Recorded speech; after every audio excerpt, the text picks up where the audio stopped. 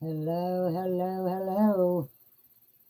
Um, yes, I do know that my intro still has the Canva watermarks. I'm sorry, I'm lazy. I'm just lazy. Hey, I admit it. Sometimes I ain't got time to mess with that kind of thing. It's what I'm putting out that's more important. So, let me get to my banners up here. I wasn't going to go live, but my dog is resting on my bed right now. So, I've been promising to talk about Candace, and then I've got Don's letters I want to go through. But I had something else that I pulled up, and since I had went along with my trafficking video, I thought that this would be very interesting for some people.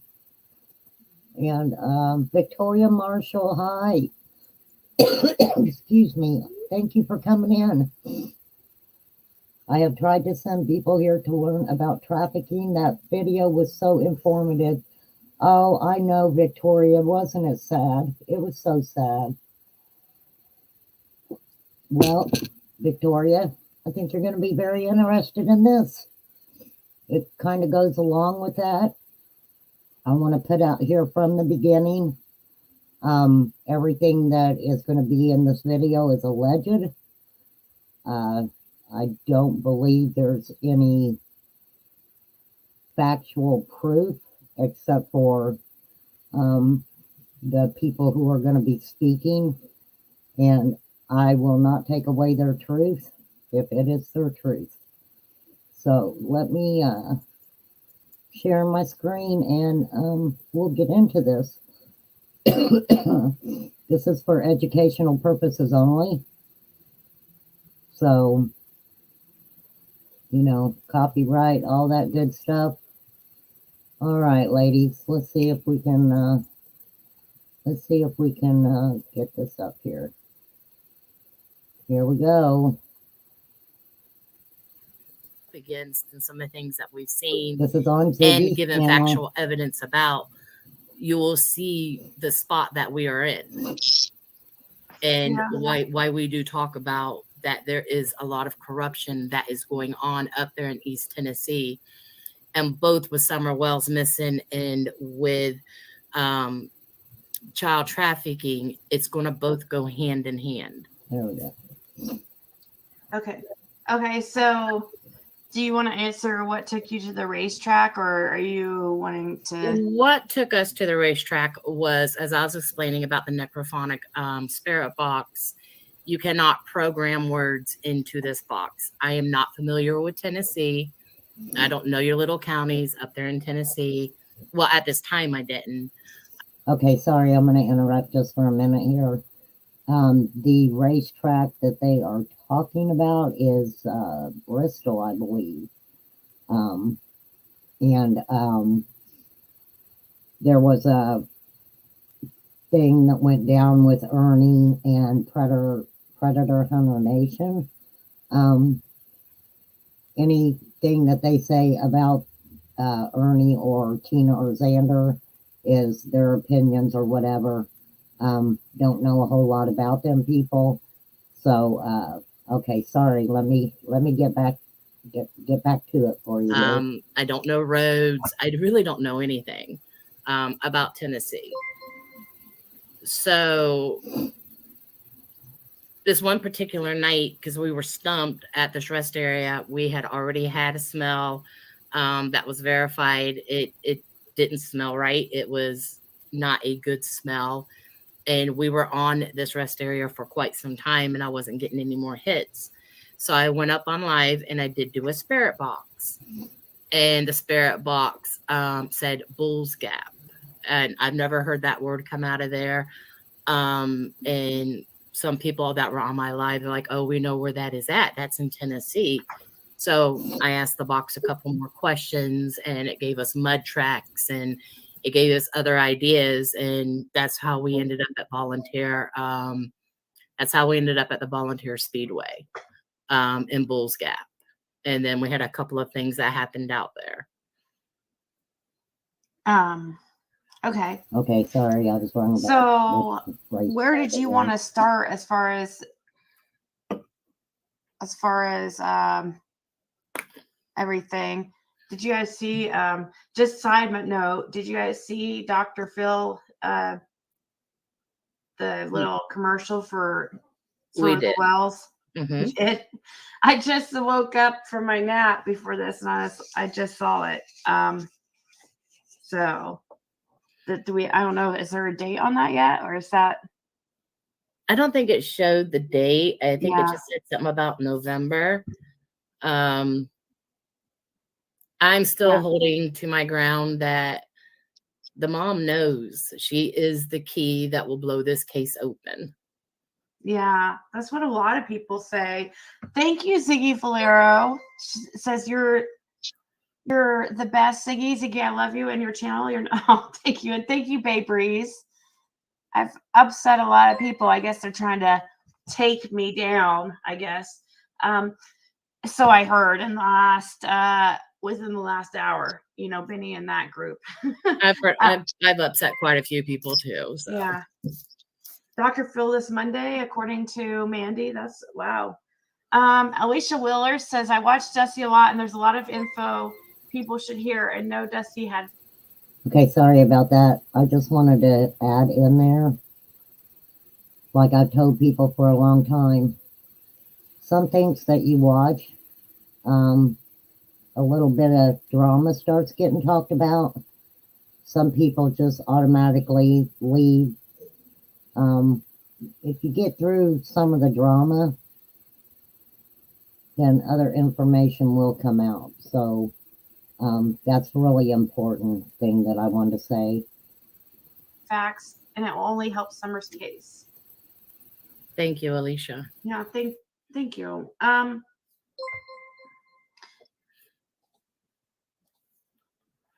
Yeah, I'm not worried about the haters, guys. Like they don't scare me. They might scare like some of my guests, but from coming on, I mean, they can try, but they're not going to scare me. Like seriously, I'm not doing anything wrong. I'm just,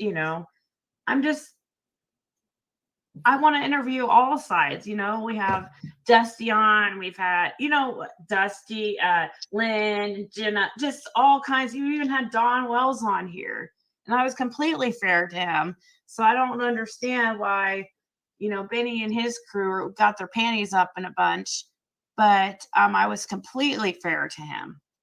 I don't know what they should be mad at. They're mad at the wrong person. Oh,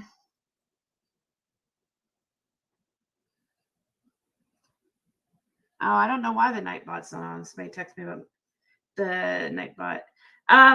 So what incident should we start out with by your guys' experiences that you're willing to talk about? Well, I think over at the Bulls Gap, there was a lot of miscommunication that had went on over there, and that's where my name got rocky and muddy because everybody thought that I was affiliated with Predator Hunter Nation. I was not. I totally respected them, for them to come out at that bacon call.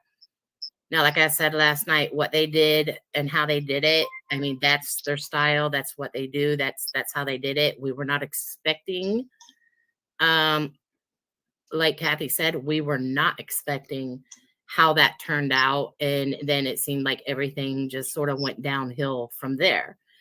But we continued working because we are about Summer. We're about bringing her home. We're about trying to find her. And that's what we have been doing since the beginning of this case. We will work 18 hours a day, sometimes 24 hours a day. If something comes in, we'll be up all night pulling information, just checking to see if that's true, if we can verify it, whatever the case may be. So I think Bulls Gap is what really sort of put me on the map, and then also ended up putting me on the radar as well with TBI. we did call in. There was a little tiny dog that was found out there, and the spirit box came through and said that this dog was Summer's. It was the only toy that was out there. We did take that down, and it was turned in to the Greenville Police Department. There's a Guys will receipt. not ever get. You will never guess who's calling me right now. Well, no, you will guess. I'm sure. Would you like to take a guess, Dusty? Could it be Dawn? Yes. I'll be. He let it only ring once, and I'm not going to answer yet, you guys. I will. I mean, maybe later, but I don't know. Last night it kind of took over, and I don't know what you guys think. People are saying answer, but it's pretty early for him. Huh? It's pretty early for him. I know. He just called once and hung up, or let it ring once and hung up. So we'll see. We'll continue and then see. I want to hear your guys' story because we've talked to Dawn, and I just feel like I don't know if there's much more. I will answer here in a little bit for a second, but I'm not going to let it make it the whole show because this is supposed to be about your guys' investigating, and we can answer for a second and see what happens if he calls again. But anyways, so you said what got you on the radar is the racetrack, and correct. And you think you ruffled some feathers with a law enforcement. Why do you believe that? Are you able to share that? I'm going to share everything. Okay. I hear laughing. Okay. Yeah, go for it, Dusty. Well, what it had began is Kathy and her husband, they were getting threats because they were out there looking. People were trying to stop them from really looking, and they were on public property. It was near the track. It was on the outer skirts of the track, like back roads. And there were some things that were found. We tried to get TBI to collect them, but they wouldn't. So I believe Ernie collected them. I believe some of the stuff that we found that had some hair in it, blonde hair, it looked like a toy bin had been burnt. Something with kids' toys in it. It looked like it had been burnt on the side of the road. So we were not for sure because we don't know what is going on. We're just looking for a little girl. So Ernie went ahead and he collected that, or his team. They collected it. But on this one particular day that prompted us to try to find somebody that would go out there and search that had the means, because we're so little, was my team members were walking down an area that was like a creek on the side of where the racetrack is. It's connected to the racetrack somehow. And they came across a smell. And if you've smelt decomp, you never lose that smell. And my one of my team members was so overwhelmed with the smell that she was just throwing up. We did call it in, and they would not come out, Wow. and let alone we could not find anything. There was no carcass, animal carcass, and the animal carcass does smell different than what decomp smells like. So we did call it in. They did not come out. They really didn't even care. I mean, set aside that it could have been Summer. What if this was somebody's loved one out there in the woods that had passed away, a vagrant or a homeless man? When you smell the smell of decomp, you're going to want somebody to go out there and check it. It could have been anybody out there. That night, there was a big storm that rolled through that part in Bulls Gap. And I guess it was a pretty wild storm. So the next day, my team went back out there, searching for the smell and everything else. The smell was gone. And I actually put photos up of there was tracks that backed up to the area where That smell was, there was broken branches, um, and the smell was gone. So we don't know if we overlooked or did not see, but we called that in again and they didn't care. So I put the photos up on Facebook, what we caught that day and everything else. And that's when Kathy reached out and made the phone call to Ernie. Look, we need help. We need somebody, that's able to search, because we're running into people that won't let us search. And then we feel that somebody is watching us. We felt that, Donnie Wells may be watching us, because every time it seemed like he was a step ahead of us whenever we went out there. So I can backtrack a little bit to August 9th. We had just went out there to scout. We didn't have permission just yet, but we had went out there to scout. The track was open, wanted to see the area. That day at 3:30, Donald Wells was seen by another team member buying the bleach, Lysol, and 3 rolls of paper towel at 3:30. And my other team member had literally just left prior that racetrack area, and it's about 2 miles from the Dollar General where he was observed seen buying these items. TBI was called. They didn't care. They really did not care. So I screenshotted it and I put it up on my Facebook, because this one particular person was sort of taking me on a Dusty, remote. Go ahead. Dusty, can I interrupt here? Mm-hmm. There's someone that posted on here that the police department did come out before Ernie and them. There was 20 of them. I will tell you flat, I called the police department. Okay. I had been out there all these places that we were searching. Okay. The police department called me back and they were talking and they was like, well, can you send me what you've got? Of course. I sent him the pictures through my phone to him.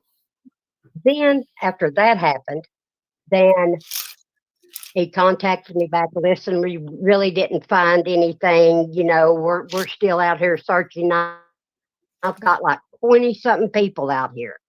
Excuse me. So I'm sitting here talking to this man, and he says, now exactly where did you see this barrier at? I'm telling him, this is on the left-hand side of the road, back behind bushes, that you have to literally break the limbs to get back there too. Or if you're short like me, duck them. So then within 20 seconds, I am not lying to you, within 20 seconds, he was like, now you're saying here at this burn place. I was like, wait a minute. I thought you was right there at the barrier on the left-hand side of the road.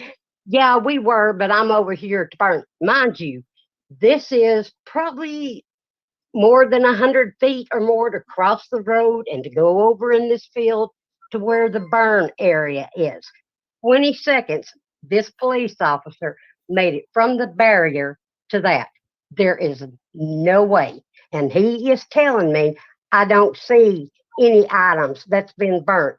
Well, first of all, there was must have been a camper or something there. I don't know, a home, I don't know, but it had burnt down.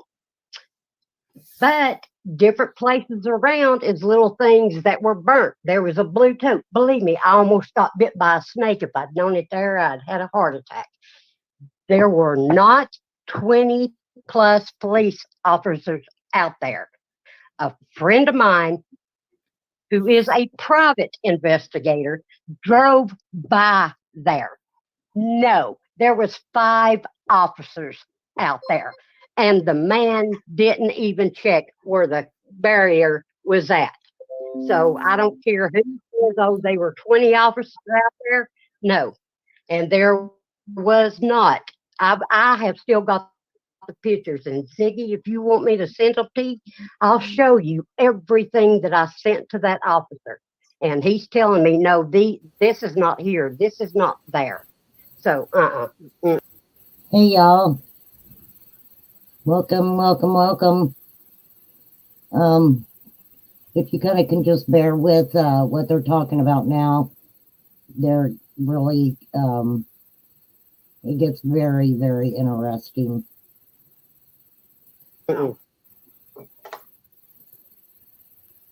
I'm using this time to edit some of those photos you sent me. Edit out people's faces and stuff in case, like, as far as with Yeah, we want you to keep the faces out of there, so I don't give away any of the team members. yeah.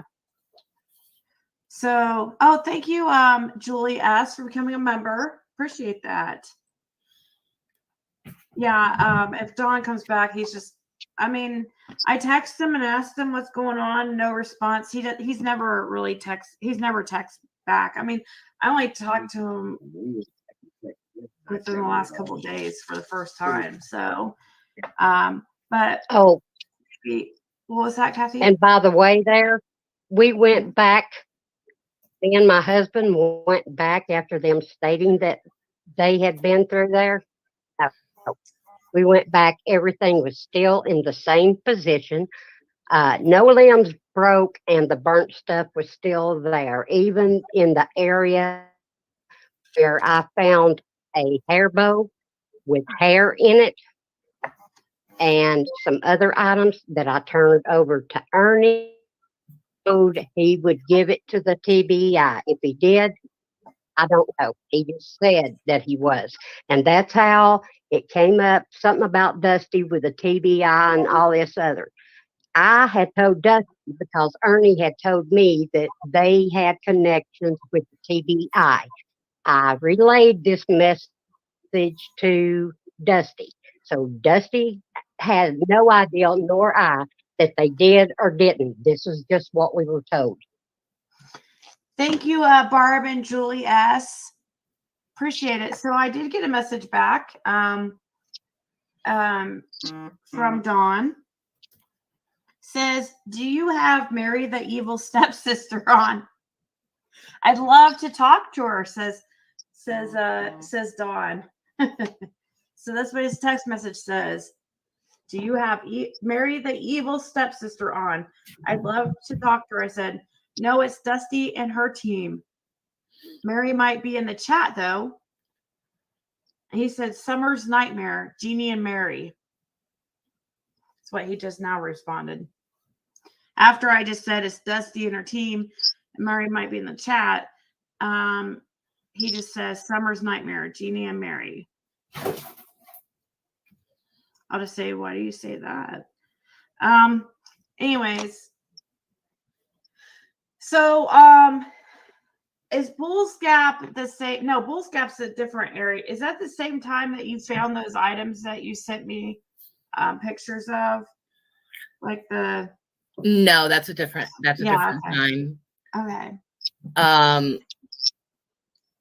From the Bull's Gap and everything, we were drawing a blank. We didn't know where to go from there. And of course, you know, my name got slandered a little bit out there. My past got brought up, all kinds of stuff.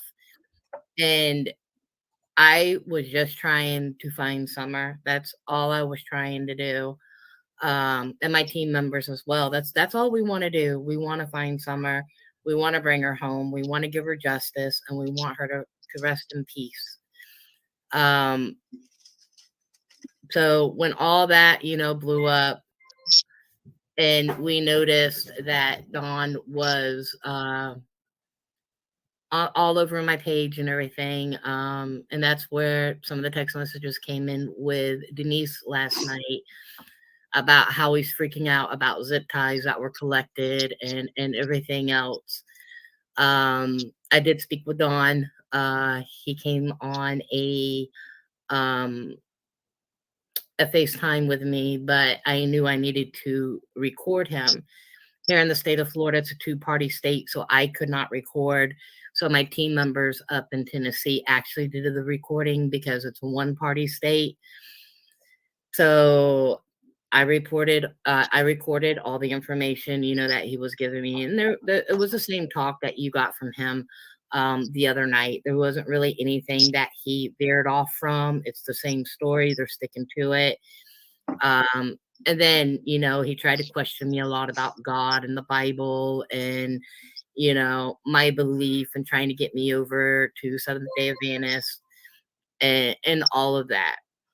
And that's really all that talk was about. Look, if I can help change somebody, that's what I'm going to do. If that little bit of information about God and forgiveness, if that touches their heart and puts light into their heart to say, okay, we need to come clean, then, I'm all for it, whatever the case may be. Glitter Queen says, first, I just want to answer Barb Murray's question. She says, wow, you talked to him via text like Cher did. He has a Google Voice number of mine. He does not have my real number, and that was just as of, was it yet? The day before yesterday, as of the day before yesterday. Okay, you guys, I'm just quit this just for a minute. I want to kind of go back over the Motor Speedway incident with Ernie and Prayer Hunter Nation. This woman and her team actually came into some information and I'll say invited Ernie and Prayer Hunter Nation to help them out. They needed some help looking in the area at the time.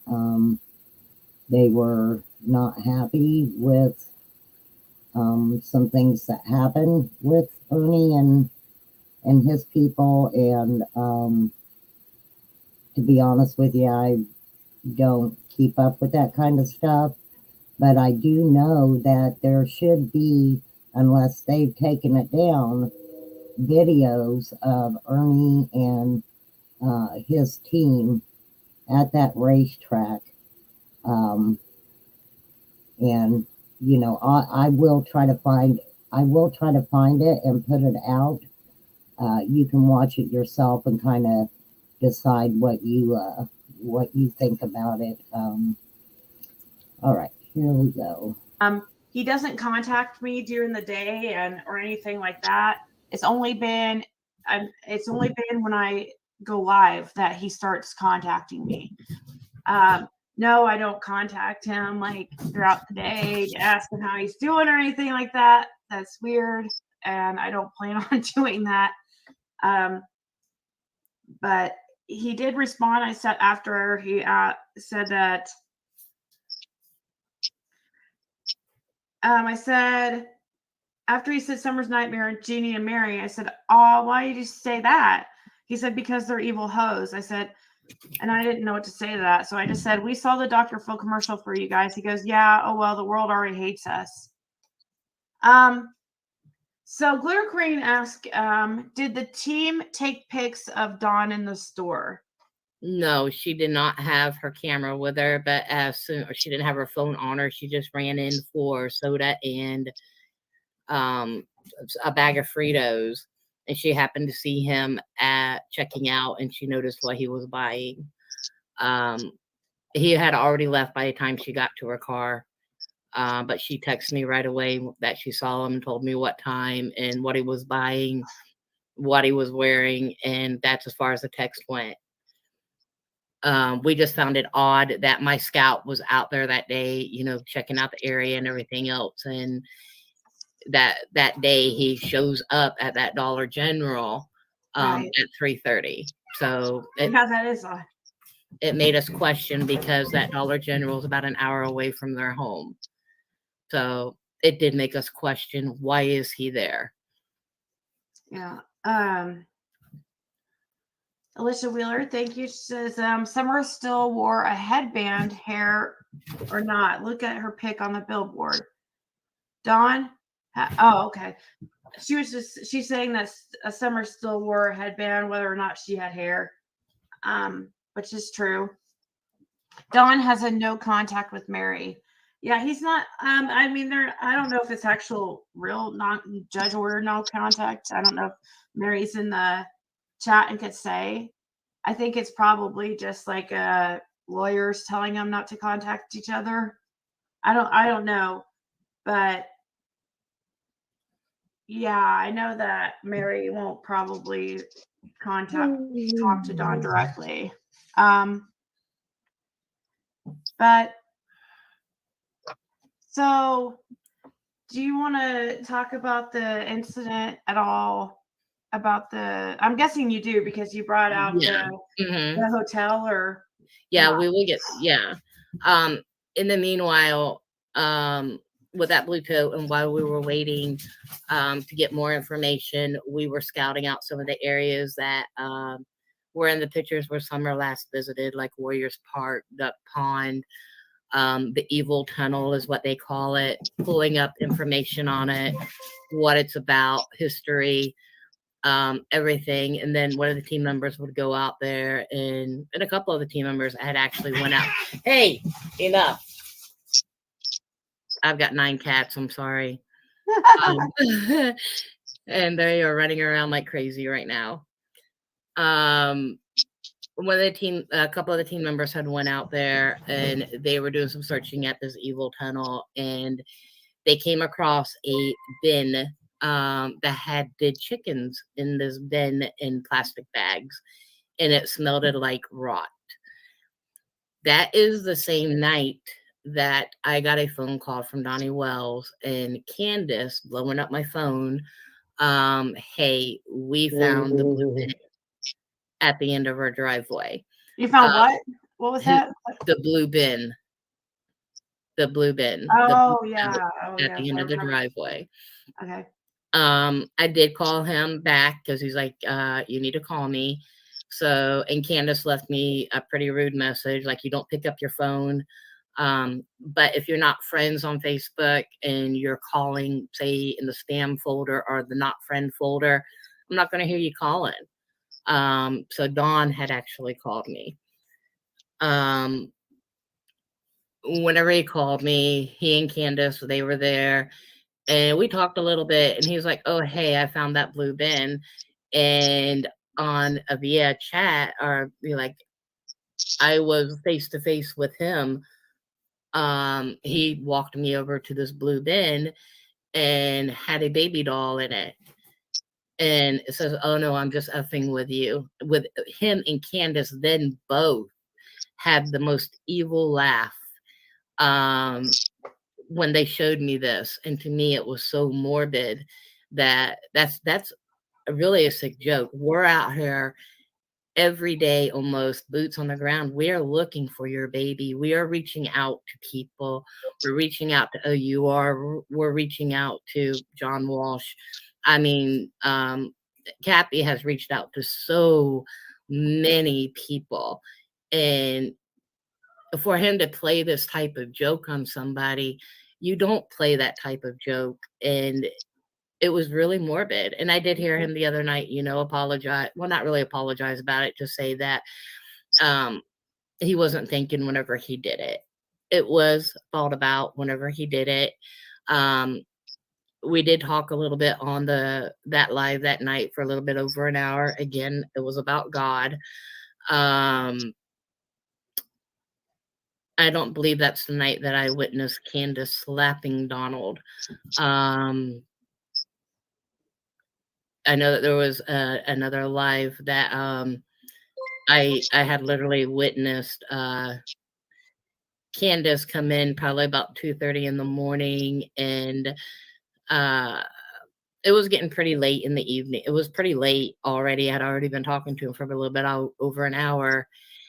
And she had walked in and slapped him. I mean, like, slapped the snot out of this man. And he had got up. He did not put his hands on her. But there was a lot of words going back and forth. Oh, you're going to jail. You're going to jail. no, you're going to jail. Who are you talking to? And he was like, oh, I'm talking to Dusty Albreit. And why are you talking to Dusty Albreit? And she knows you're going to jail. And Wow. he came over, he apologized, and we said our goodbyes, and that was it. Wow. So Candace said while you were on the phone that you know that Don's going to jail. Yeah. Basically. Wow. That I know. She slapped him for Yeah, what she reason? Let's go ahead, Kathy. Yeah, he said something then to that effect, because I think it was last night or night before last when he said something about his eardrum being busted. She had hit him hard because we were He's actually calling listening in. He's calling again. What should I do? And she told him, well, you're going to jail. And he said, I'm going to jail for what? That's exactly the way it was said. Good. We're live right now, just so you know.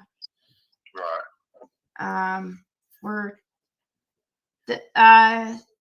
So I can't talk long. I mean, but I thought that maybe you had something to add. Did we were talking? Well, I don't even know what's up, Don. I don't know what to. Oh no, you got Ernie on there, and Dusty Albreit. Dusty's here. Yeah, Dusty is. Oh, not Ernie. Oh, No. okay. No. Okay. I just didn't know what was going on. I have no internet for some reason. I can see the chat. That's it. Okay. You know, I see stuff like Summer's Angels pulled up on there, and it just tears me up. You know, stuff like that. Well, CRP asked, I was about to thank you, CRP, for your super chat. And they asked, do Don and Candace need items for their boys? I guess that would be a question for you, Don. I don't know. Well, we're trying to, you know, work on our house and get it up to par. You know, we just tore a trailer out. You know, my mom had an old junky trailer here, and I didn't want to work on that. That's why we put the addition in. Yeah. And so we've been working on this place for a while, and it's just hard to do. But okay. Well,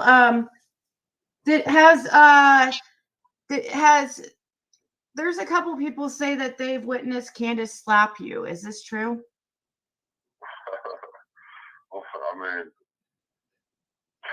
I mean, I don't know. This is kind of a trick question, but I mean, it's just a yes or no question. I mean, sometimes we play around, you know. I mean, it's just kind of a play thing. She might slap me, but not. I mean, you know, nothing serious. Oh, okay. You know. All right. Well, if you want to call back here in a little bit, feel free. Okay. I just start. All right. All right. I'll take care. I get upset when I see stuff like that, so I was just letting you know. I appreciate it. Thank you. All right. Have a good evening. Okay, bye. Bye. You too. All right, guys. Sorry about that. Okay, he called twice, so I just wanted to, you know, I asked him all the questions yesterday, and you know, I don't know what else to ask him really. If he calls back or whatever, I might answer, you know, maybe in an hour or something, but we can't let it detour us, like, you know. Okay, I stopped just for a second. I know people hate when I do that. I want you to keep the blue barrel in mind that she said that Don found at the end of his driveway. We also do know there was a lot of dysfunctionality and domestic violence between him and Candace. And to hear him kind of make that out to be something that was common is very disturbing to me. And we'll get back into this. You know, that was not a slap, a playful slap. Right. I mean, you could literally hear that from Timbuktu when she came in. I mean, my jaw dropped on the ground because it was so hard. And I mean, if you saw it in slow motion, it was like his whole cheek went to one side when she hit him. And I'm sure Kathy and all the team members can say because they saw my reaction when I saw that. I was in so much shock. It was a hard hit. It was not a playful hit that night. Yeah, he said it was a trick question. Like, it's not a trick question, Don. Come on now. But he kind of like, when you could tell when he is caught off guard by a question, or about to, he kind of stumbles a little bit. Sometimes he'll when he needs more time to ask a question, like that time he kind of laughed and it says like, well, that's a trick question. He'll say something to give him more time to answer. I've noticed that on questions that are tough. But I do know, Barb, I can text him that question for you and see if he'll answer. I tried changing the subject from, like, when I was texting him, I said, after he said that Jeannie and Mary are Summer's nightmare, I said, why do you say that? He said, because they're evil hoes. I said, we saw the Dr. Phil commercial for you guys. He goes, yeah, well, the world already hates us, because I wanted to change the subject. And I go, it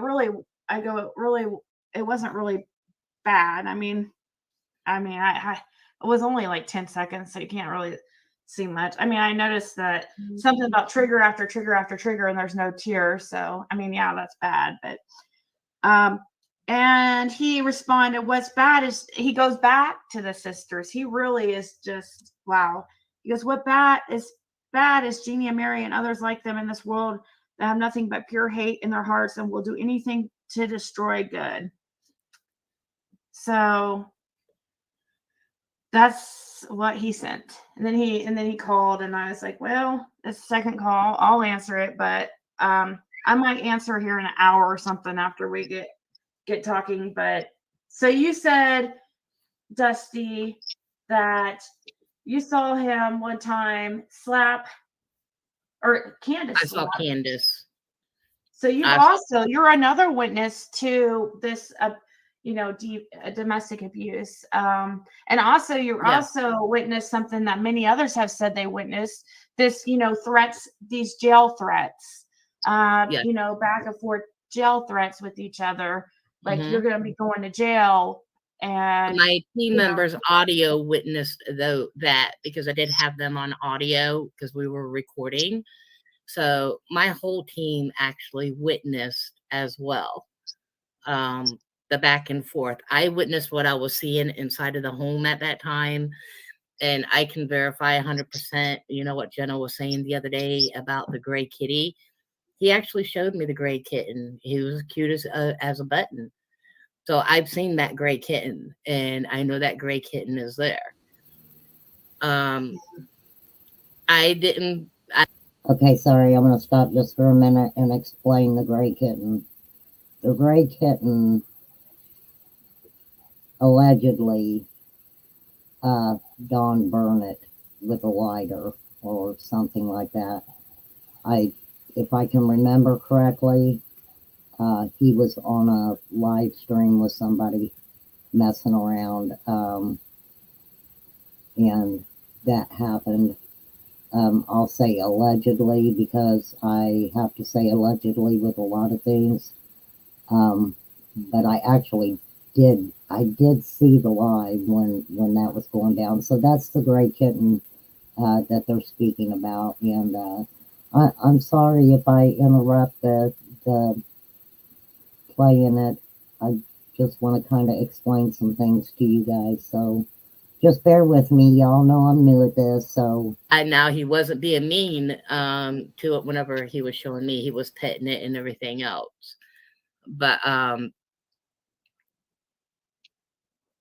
mean, I don't know. I don't want to say, because I didn't witness the fire being set to the kitten. Yeah, you haven't seen any witnessed animal abuse, really. I did not witness any animal abuse. I did witness Candace's hand slapping Donnie across the face. That following day, I had another chat with him via Facebook. and he was complaining that she broke his eardrum. We have the dates. Yes. Well, he was just on here 2 nights ago saying his eardrum was broken or something like that. I Yes, wonder if it ma'am. was some other incident like that, because if all these people are witnessing these slaps and this kind of behavior, can you imagine how it is when it's just them alone? Toxic, extremely toxic. Yeah. Wow. Well, Go ahead. Sorry. after we were done with the stuff with the evil tunnel and the bin, I mean, we just really did more investigating on people is what we were doing, you know, as they were coming in. Who are they? What are they about? Who is this? What part do they play in the family? How do they know? And then I had another no, I believe it was after I had another vision. And one of my other team members down there, we spent like 8 hours pulling the vision out of my head, what it was about and everything else, to try to get areas. And that's where we came across Amos Mill. At this time, I did start realizing what people were doing. A lot of the other psychics that were out there, that was getting my information whenever I was putting it out there. So I did do a misleading post and say that I'm searching up in Virginia. Had really nothing to do with Virginia. I just wanted to see if these people would say Virginia. I don't know. I had already blocked them. I wanted nothing to do with them. So I was just checking to see if these people would, you know, follow that lead and say, hey, we know where Summer is. She's in Virginia. She's at this place, blah, blah, blah. So that was really the And just to let y'all know, I think she's a medium or psychic or something, but the information that she's going to be putting out here soon was not brought on by her psychic abilities. I just wanted to let you guys know that, so that way you wouldn't think that leading you were part that I only did. watching a psychic. I was type of saying she thing. was in Virginia, but we had our eyes set on Amos Mill. I think just before that, no, it was after. I did have that vision again. I had more puzzle pieces to the puzzle. And one of my team members there, she has the all the wording and everything that I saw, pictures, photos, and you know what was seen. So we were able to pull something. Stood up to me because I saw 2 females in a boat with a guy standing that had a I now learned that it's called a Smokey Bear hat, and apparently it's a constable. I was showing a church that had smoke coming out of it. I was showing cows with those yellow air things on it. I was showing a silo, and then I was showing rock ledges. And that Summer was in these ledges. So this is where we came across the Amos Dam. So we got everything set up. We did go out to Amos Dam, and there, one of my searchers, Kathy's husband, he actually broke his foot out there. But we looked, we searched, we did a lot of things. We did a lot of background on Amos Dam. We came up with nothing, but again, another storm had came through, and we sort of figured, you know, what we were looking for, water may have taken it down further now. This particular day, and this was right after the prank call had went through with saying that Don was arrested and, quote, the Mexican mafia had taken him and he's nowhere to be found and all kinds of stuff. So two of my team members decided to take the back road in, which was up towards Ben Hill Road and the Beach Creek area. And the others went the other way, which is like a circle, more or less. So he had pulled up there. This was whenever I was on a remote live, and the area was a little, uh, it was hard. The reception was really bad. But he had pulled the team member had went up in there. They were in Ben Hill. He stopped in front of their house. The dogs were barking like crazy. The other people, they just were not feeling right, and they're like, get in your car, let's go, let's go. As soon as they turned around and was getting ready to leave the Ben Hill Road to Beach Creek to come towards, I guess, Kingsport, one had already left and was on the road, and the other one was getting ready to leave. As he was getting ready to pull out, Donnie was coming in, and this is how we found out about, well, we knew about the white truck, but this is how we knew what type of license plates were on Donnie's truck, which were Ohio plates. And the two literally locked eyes. So that's how Ohio plates. Ohio plates. And this is how this is how we knew for a fact that Donnie Wells was not arrested. He was not in jail. Mexican Mafia did not get him. And that it was a BS story. He was fine. He was perfectly fine. There was nothing wrong with him. We don't know if Candace saw, because they do have them those cameras out there, like those night cams or whatever you call them. So we don't know if Candace saw my team member stop out there. He just wanted to get out there, see the energy or whatever. He did not go on the property. He was on the outside. And as soon as Donnie had pulled in, we thought everything was done. I was actually now on the phone, on the personal phone, because there was no reception via Facebook and mobile remote. So all of a sudden, this red Subaru came up onto the back of my team member's vehicle and was riding the tailgate. And this team member was so scared.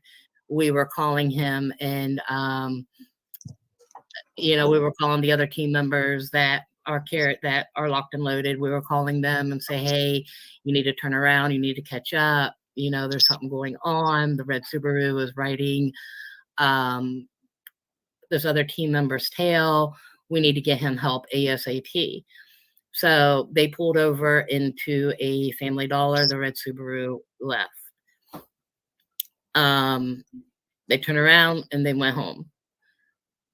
So that happened on that day. That's how we knew that Donnie was at home and he was not. Is this picture I'm showing right before that incident?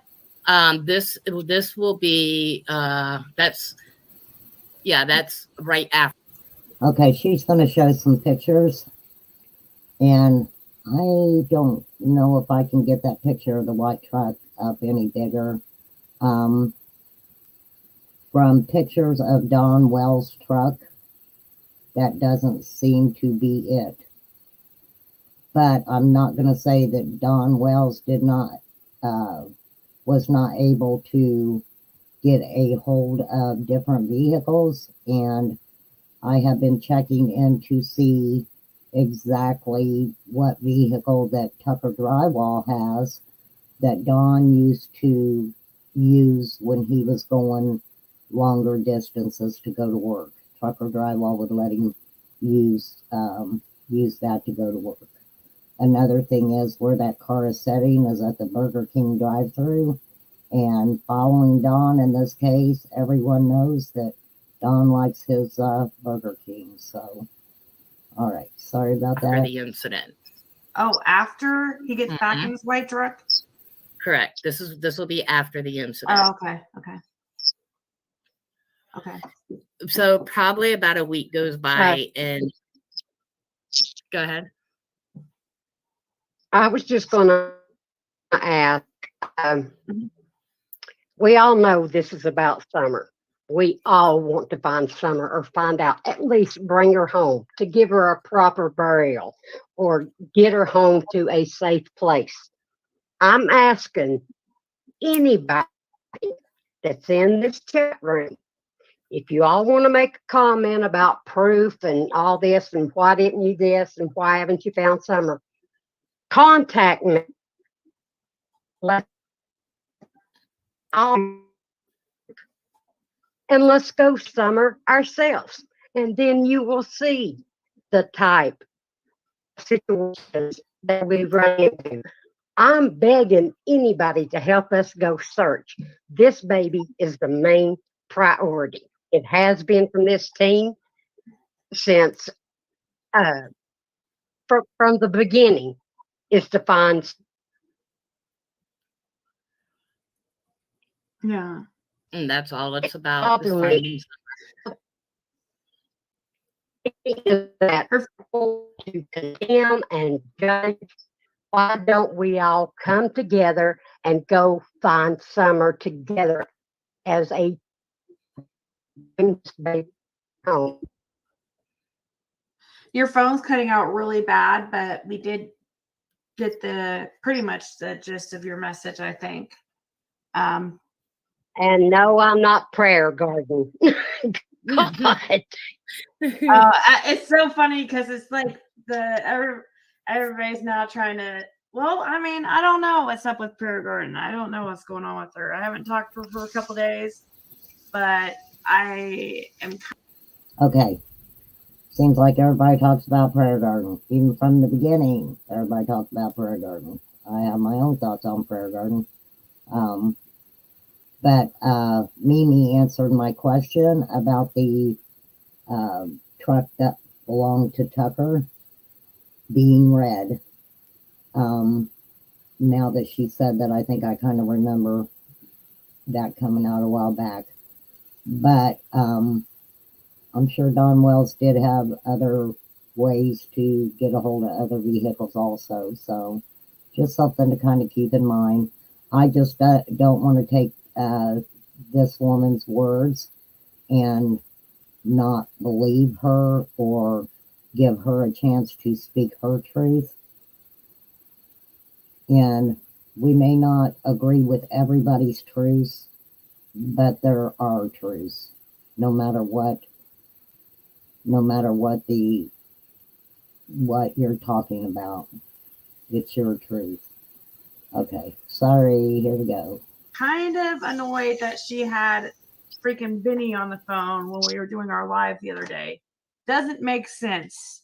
It kind of makes you go, Correct. you know, like what? That's weird because that goes against everything you freaking have said to me as far as being scared of Benny. And yeah, but I'm starting to catch on a little bit. I think that she likes the games. I really do. Actually, I know she does. It's not I think, I know she does. If you don't care, Ziggy, here, I want to also say we all had gloves, the proper bags, because I contacted a police department, told them exactly what I was needing. We had the bags, we had the gloves. We never touched anything with our bare hands. So, No, and there's you actually want to go and investigate with us? actually the pictures that and a couple pictures Dusty sent me, like you could see that items were not picked up or like touched directly. Mm-hmm. So Right. Now, if Ernie and them did, I don't know, but we didn't. We didn't touch anything with our hands. So we will get to this day now where I know, because both of these are going to go hand in hand for finding Summer. You know, like Miss Kathy has said, it's been all about Summer, and that's why we do what we are doing. It has put our lives in danger. A couple of my team members have been threatened. But what we stumbled upon accidentally. We were not looking for what we stumbled upon. On I believe it's Labor Day. It's the holiday that just passed. If it's Labor Day or Memorial Day, I don't remember. But one of the team members was walking in a park. He was walking in a park with his dog. He came across toys. I was on a remote live. There were toys in a bin. There were they were just scattered out throughout the park. It just did not look right. This team member went down. He was drawn to an area, and I had a stick in the water, and he pulled out a brown jacket that was the size of a child's jacket that did look like Summer's. That quote is in the picture of supposedly the day that she is missing. There are pictures. There are pictures, and I did give you those pictures of this jacket, of the toys that were found in the park.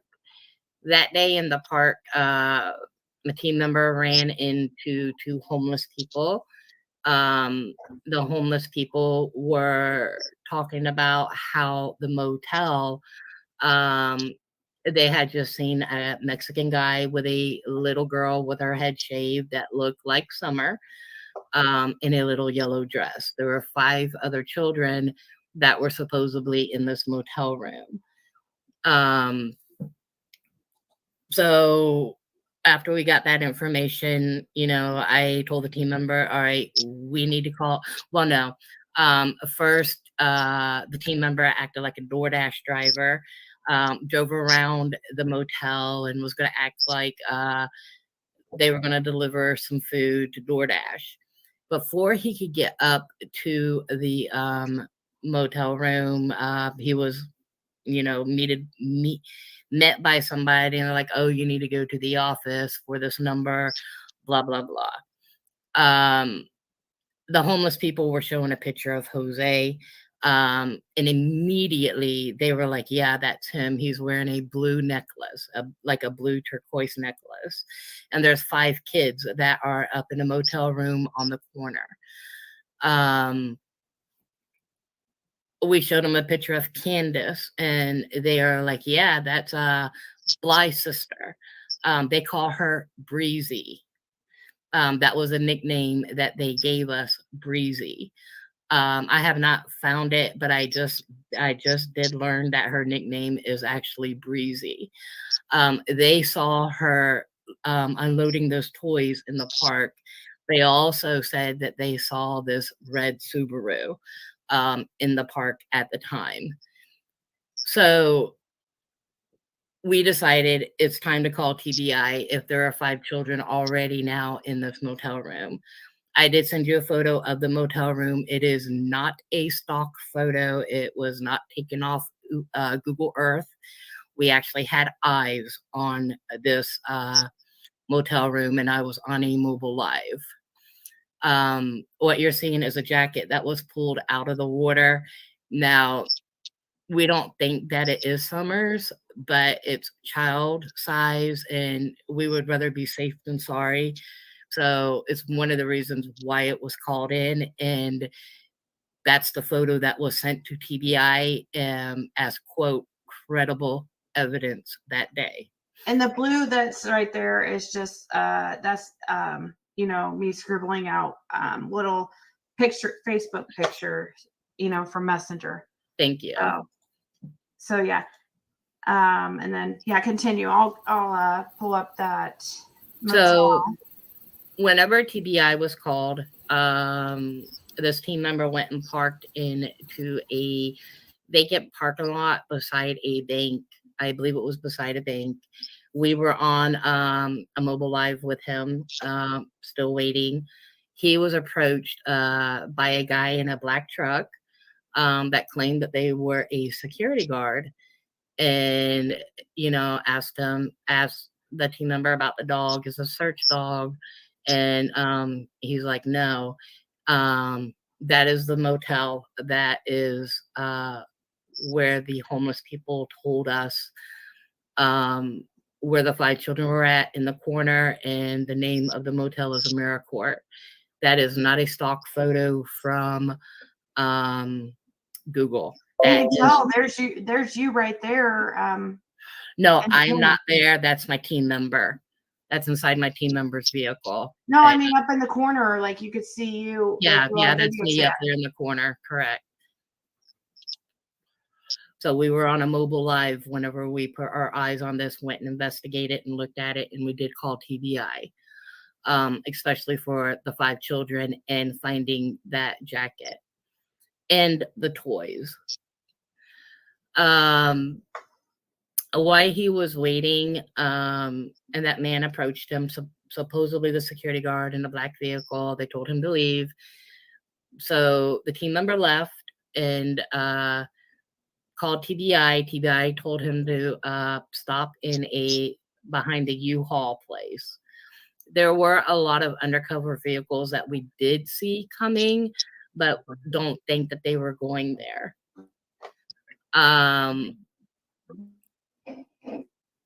Now we had another phone call from TBI, and they told the team member that they need to take the dog home and to go to Kingsport Police Department.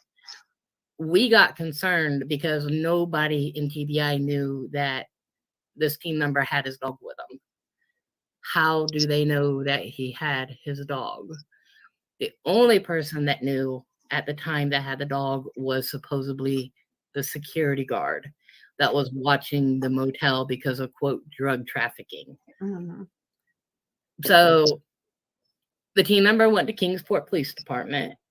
His phone was taken from him. He was put into a interrogation room for over an hour and a half. Hawkins County and Kingsport County, there were 2 detectives there, and apparently a female TBI agent had came in.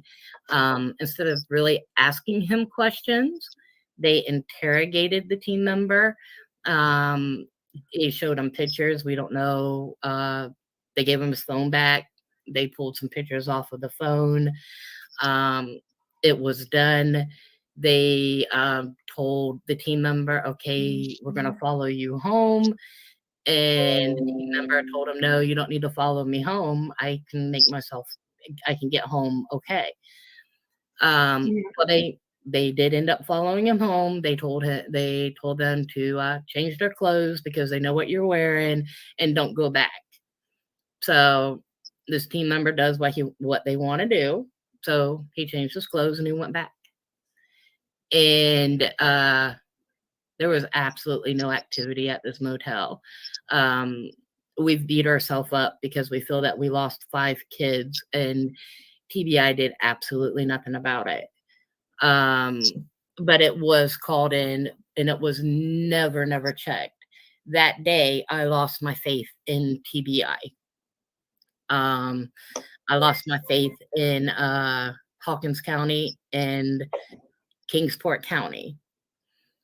That following day, my team member got a knock at his door about 10:30 in the morning. And it happened to be a Hawkins County commissioner that holds a seat in Hawkins County. The team member lives in Kingsport. Why is a Hawkins County commissioner going over to Kingsport to knock on this team member's door that just was in TBI and, quote, interrogated by what he saw? Or what not just he saw, but what we saw.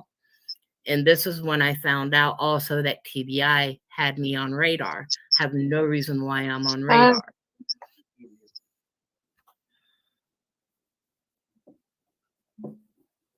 I don't know what that was. Oh, okay. So he did get scared. Apparently this county commissioner wanted to help the team or join the team. We don't feel that was the case. We got skeptical because nobody knew that we had called TBI. Nobody knew that he was in the Kingsport Police Department. Nobody knew. This was just us and the team that knew, and Kingsport Police Department. Nobody else knew. Why is there a county commissioner knocking on his door the very next day and asking questions? So we got very, very skeptical that there's a leak somewhere and it has now put this team member in danger. They know who this team member is. They know what he is about. They know where he lives. And this team member started getting threats. But this team member did not back down. He still would do whatever he needed to do, because it's about finding Summer. We were just a little bit more careful. I don't know. You can show the toys that we had there. So I know you got the motel up there. I don't know if you're. I don't know. Okay. Yeah, I'll probably have to. Let's see. Okay, I just want to kind of throw a question in about what she's talking about going on with a political person. Can we think about it also as maybe the TBI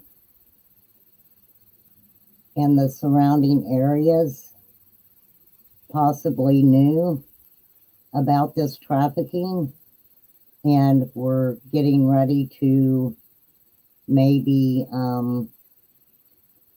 put a big case together, so they didn't want that to be put out.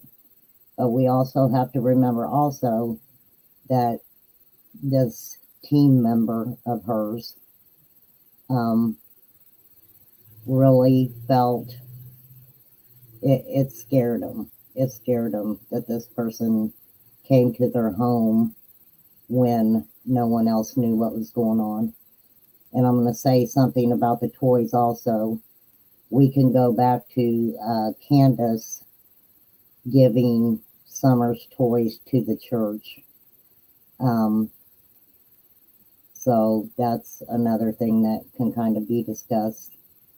All right, here we go. Sorry, guys. I know everybody hates when I interrupt, but I have to give some commentary on it every once in a while. And I really appreciate what Ziggy did and has done throughout this case. I know that there's a lot of drama that goes on, but Ziggy did a great job in covering what she has and getting different people to come on her channel and discuss things. So much appreciated, Ziggy. Yeah, I think those were earlier on. I don't think you sent those. No, yeah, the toys were with this day with the motel and the jacket. Okay. I know. I don't think that they were sent again, though. I think I have to look back earlier in our conversation, and I have to Yeah, I didn't do my job like I was supposed to, Nope. and so I'm going to need to pick a couple and edit it, or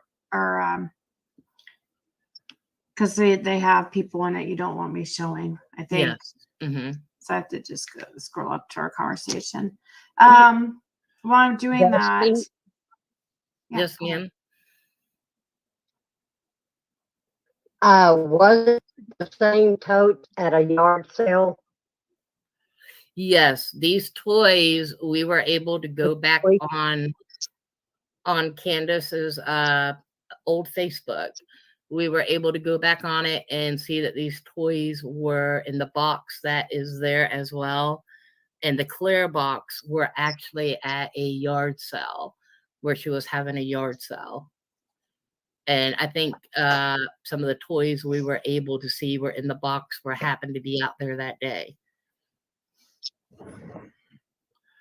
We were able to compare them.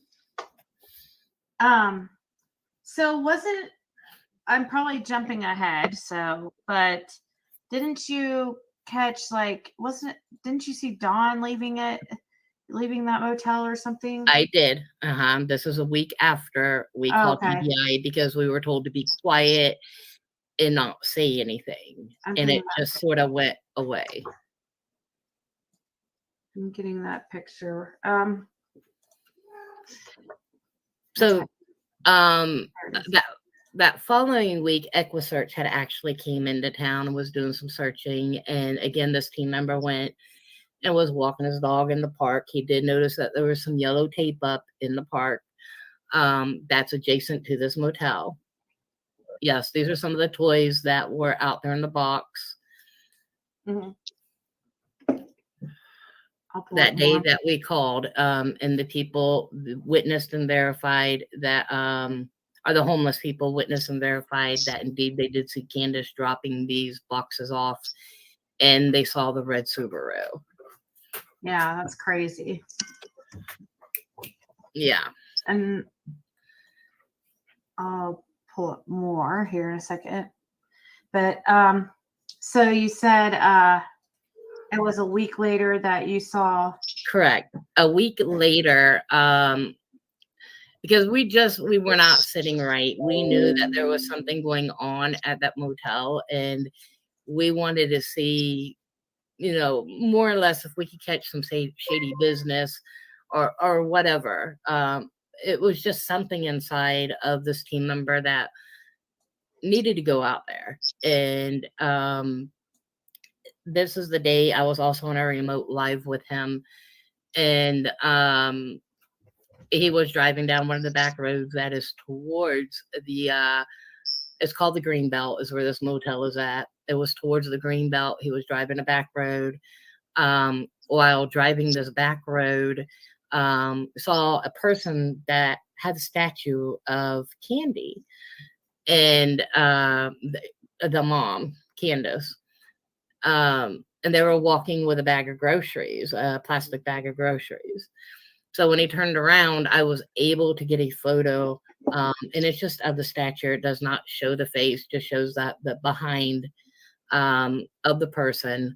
But it was Candace, 100%. It was Candace walking towards the motel room with a bag of groceries, or walking down that back road that is part of that will take you to that motel.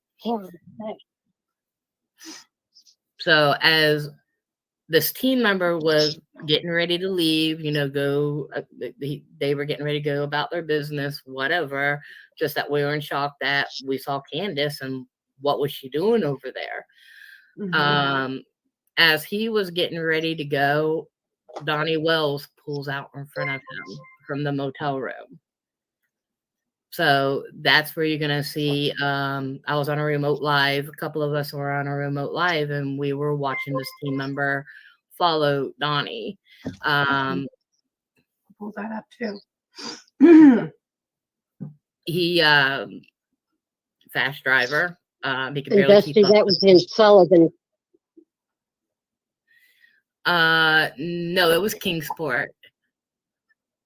It was Kingsport where he saw, because it was at the motel whenever he was pulling out of the motel. I believe that motel No, was I mean I think the commissioner. I believe it was Hawkins County was the commissioner. I believe so. I believe it came out.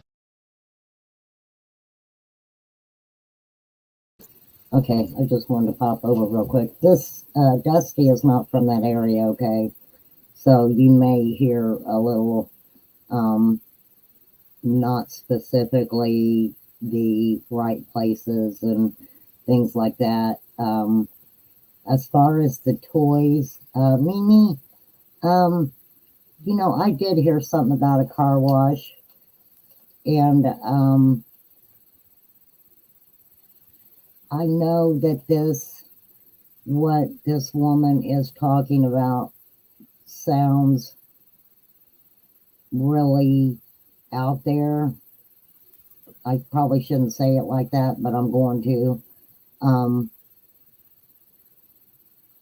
But it's very important that we listen to it because there's a lot of things that she says in here that shows you Dawn and Candace's way of thinking about things and how they find humor in some of the stuff that they do.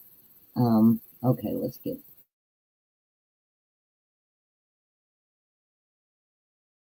out of Hawkins County, the commissioner. Okay. Ask Sandy, or ask not Sandy. You know who I'm talking about. Ask her. She would know. Yeah. But I believe it is Hawkins County.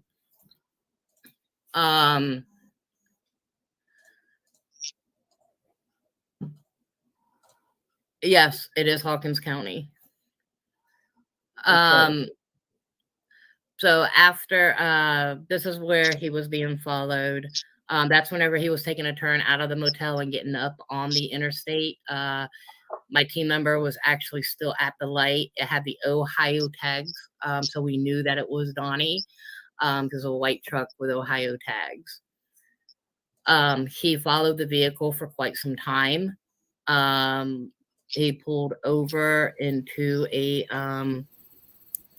Burger King, which is there. My team member acted like he was broke down for a while. I'm sorry, I had to stop it for a minute. Ohio actually is kind of interesting to me that they're saying Don Wells was in a vehicle with a Ohio license plate. There is one of his emotional, what would you call her, emotional lover or whatever, but she is also associated in some way with Ohio. So just to kind of put that out there.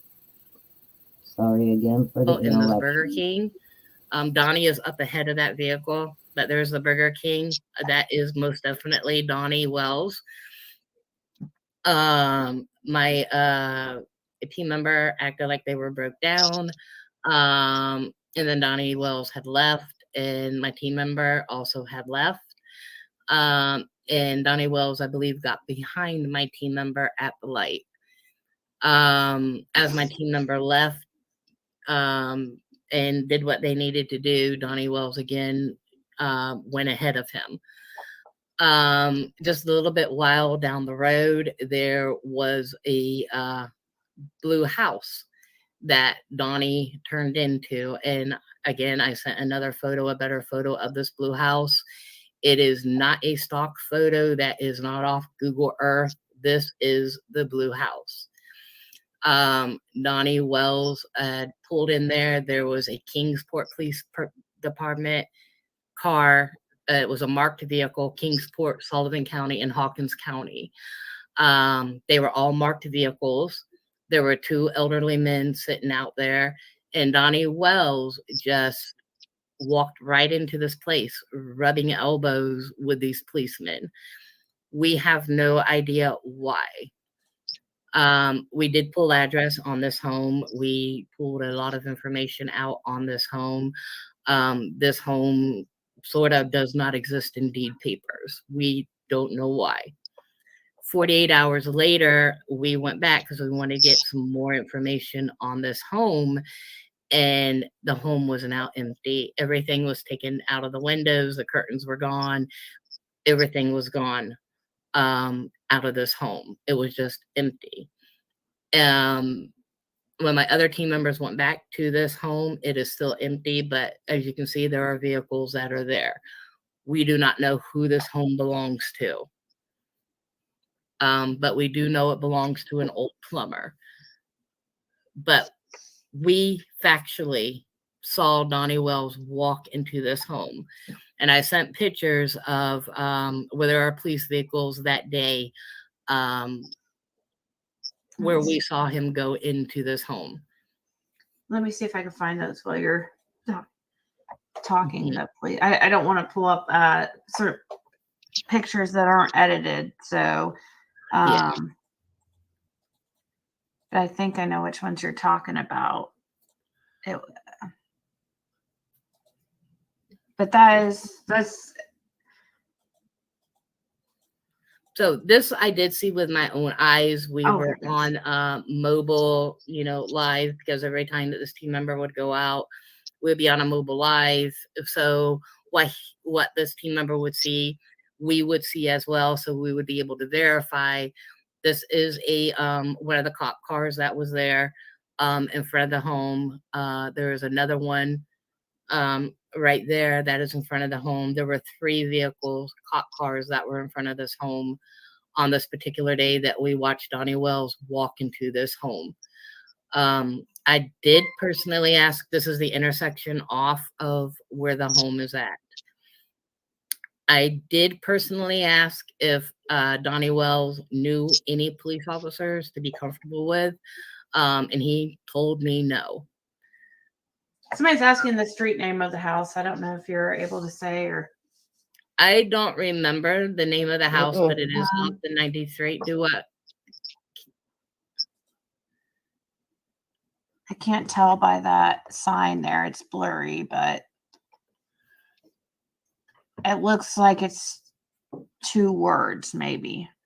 I believe it is. It's a crossroad. That's probably not the road it's on. That might be a crossroad. It sits right beside where the team member is pulling out. It sits right beside. So he's actually the team member is actually pulling out. Now I am going to say she had no pictures of Don going into that house or coming out of that house. We also seen that when he was allegedly he was at Burger King. She had no pictures of him personally, but this is her truth and her team's truth that he was the person and Candace was the person that they seen that day. Also interesting that a picture of Jose would be pinpointed as the man in the motel with the 5 children, with one of the children having their head shaved with a yellow dress on. Very interesting. Because the main street is right there. You can literally see the blue house off of the main street. Where the pictures of the blue house is where one of my other team members took the picture, and it's off the street. So as you're passing 93 is this blue house. Now, we have searched papers on this blue house, and there is absolutely nothing, no deeds, no nothing. Even when the plumber owned it, there is nothing on this house in Kingsport County. I wonder if he was working on that house. Do you think? I don't think so. It's weird though, with the cops there and stuff, but I don't think so. We lined it up with the motel, and it is a straight shot. So with what we uncovered with child trafficking, what we uncovered with the child trafficking, and we tried to make TBI aware, and then we were sort of shut down. There was no sense of us reporting it because nobody really cares. Nobody investigates it. But both of these are going to go hand in hand to be able to find Summer. Auntie D asked, do you have pics of Candace or Don walking into the motel or this house? We do not have the pictures. We just saw that he did it, but we do not have the pictures. And this is the motel. Oh wait, I don't have it up right now because I took it down because I don't want to show something that you don't want me to. But that is the motel. And this is where you saw suspicious activity. Well, were told by two homeless people. We were told by 2 homeless people that Jose, and we showed them a picture of Jose, and they did not hesitate. They were like, yeah, that's him. Not even with no hesitation. They were like, yeah, that's him. And he's got a little girl in a yellow dress. and they didn't know anything about Summer at the time. She had a shaved head. So it was, quote, possibly a sighting of Summer as well.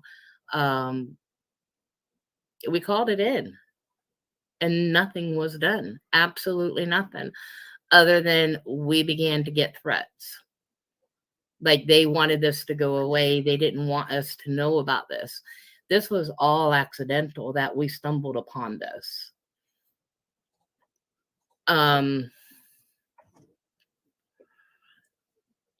After we did find it, again, this team member went back to the park, and this time the homeless people told him about the Pressman's home, that this is where they will take the children at. So this team member took it upon themselves, and without us knowing, he took it upon himself. And he went out there to the Pressman's home. Apparently, he took a wrong turn. He got on somebody's private property. There was a loud horn that had sounded, and a couple of guys, men in black, had came out and met him with guns and told him that he needed to get off that property like now. He was followed getting out of that property. And that's really the last part that we know.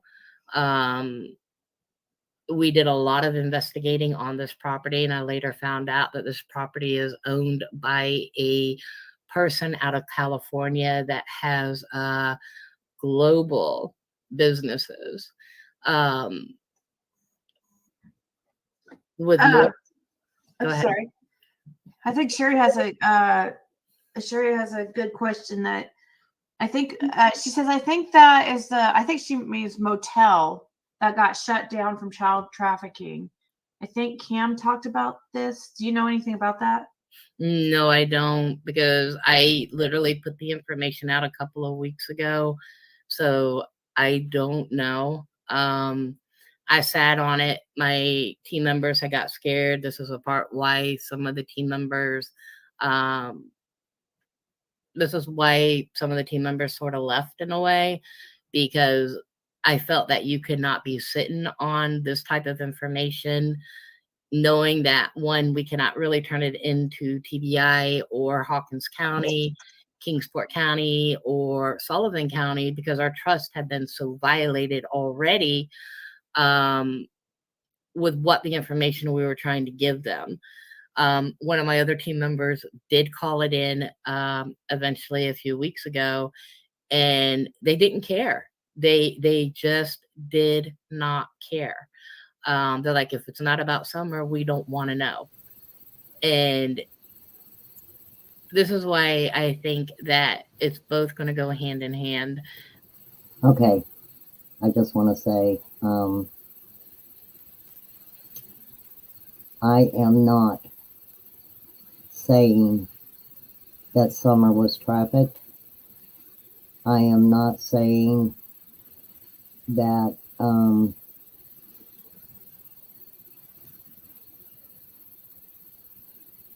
yes, I mean, I'm not saying Summer was trafficked. I'm not saying Summer was in that motel room. I'm not saying any of that. I'm just putting out what I thought informative piece from Ziggy's channel, and I appreciate the content that Ziggy has put out since the beginning. If you go back and you watch my live that I did on trafficking, I know it's very hard to watch. That's why I wanted to play this, because that goes hand in hand with this. Okay, sorry. I'll bring you guys back.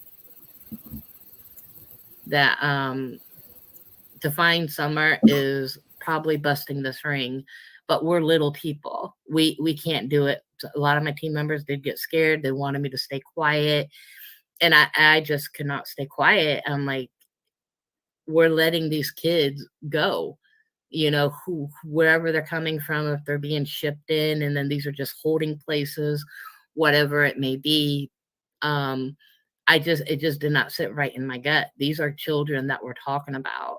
They're missing, they're somebody's missing loved one, or coming out of a different county, or coming out of a different state, or could be the Mexican children as well, where they don't have their parents, could be other children in foster care. I mean, there's just so many angles to it.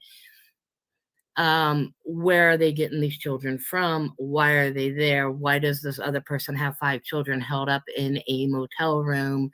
And there were so many other things that went with it.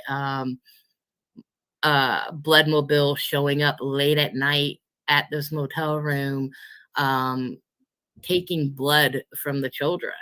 Why are they taking blood from the children? Somebody got confused. I think somebody mentioned there is no Kingsport County, but I think that I don't know what that means. It says Kingsport is not a county, is a city inside Sullivan County. And I have to open the door for my boyfriend. Hold on. Go ahead, keep talking about I don't know what they mean by this comment. Well, he did go, the team member said Kingsport Police Department. So if it's Sullivan County, Kingsport, then I guess they're the same. I don't know. I'm not from Tennessee. So if it's a county inside, I'm sorry. I don't know how to, I'm not from that area. But I know that it was Kingsport County, Sullivan County, and Hawkins County that were police vehicles that were at this blue house. Okay, I want to talk about the blood mobile that they're getting ready to talk about, and possibly why it was at this motel, because it was right across the street from the hospital.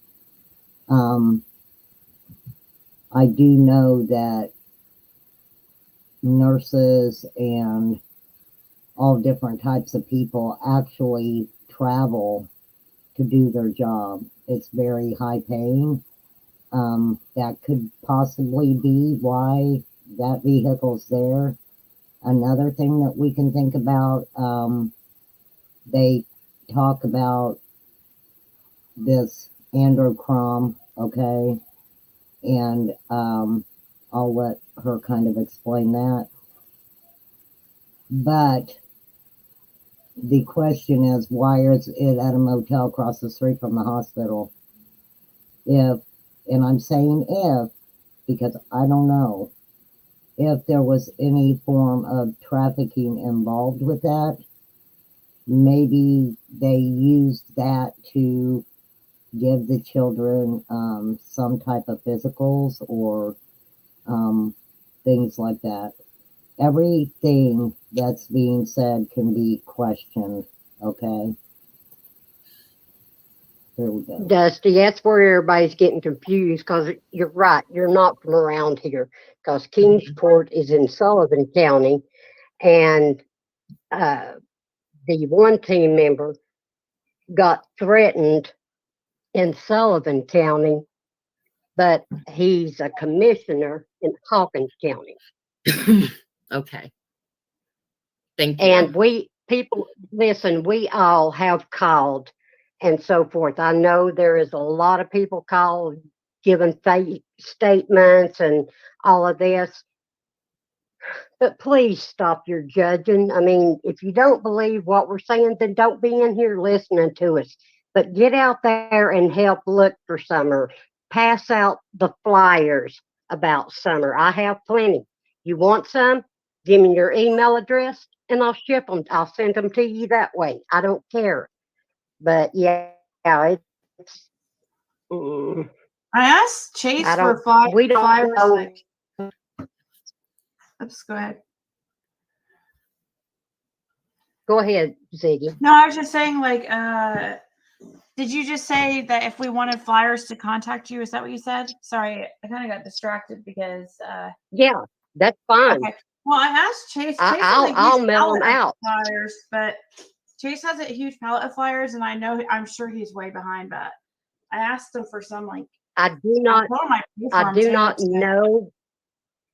I do not know for other businesses, but I do know of one in the Hawkins County area that we had stopped at, and there was no flyers of summer up. I mean, any window that you looked at going through, there was no flyers.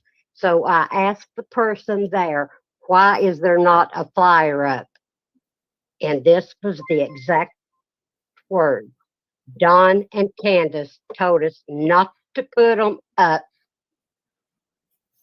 down.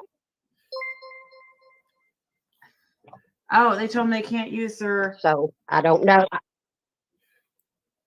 Well, Don and Candace said that they did not want the flyers up. That's exactly what the owner of the store told me. Okay. Even further along, from summer going missing, it was said that there were no flyers up of summer. This is the first time I've heard that Dawn and Candace requested they be taken down. Why they would do that, I have no idea.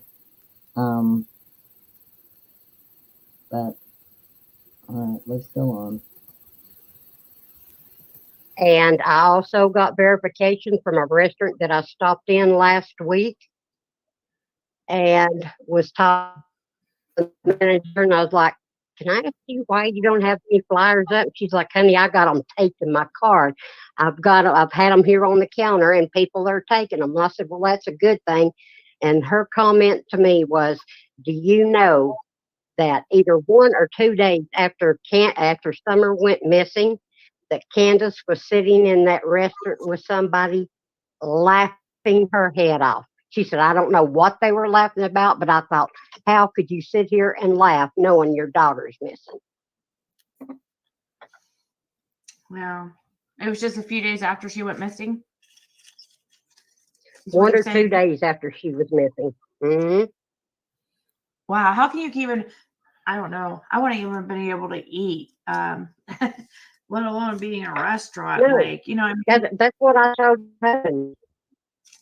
I told my husband, I said, if one, even my grandchildren could not, they would have to feed me through a nose feed or through the veins because I wouldn't be able to eat, drink, or sleep. yeah. Yeah. Correct. Somebody, it wasn't just Tiffany's question, but there are a few people's questions. What did you mention about taking children's blood? It was hearsay. I don't remember how we came across it. But it was hearsay that apparently that there is a blood mobile that will pull up at that motel at 2:30, 3 o'clock in the morning and take the children in there and do whatever with their blood. If they're testing blood types, I don't know. But the comment was made. I don't remember where we got it from or how we even came across that comment, but it made us do a little bit more investigating as well. And we saw that the hospital is right there across from this motel. So I mean, a lot of it is a lot of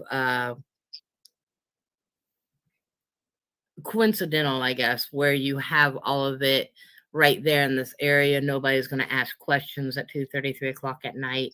But apparently it was said that they saw 2 nurses being dropped off at one of these blood mobiles behind behind the motel. Now, look, I will take that from a grain of salt because I did not personally see that as a fact with my eyes. But I mean, it sort of goes hand in hand in a way. If you have children that are being trafficked, why are they taking blood or having to do anything with putting these children in a blood mobile late at night?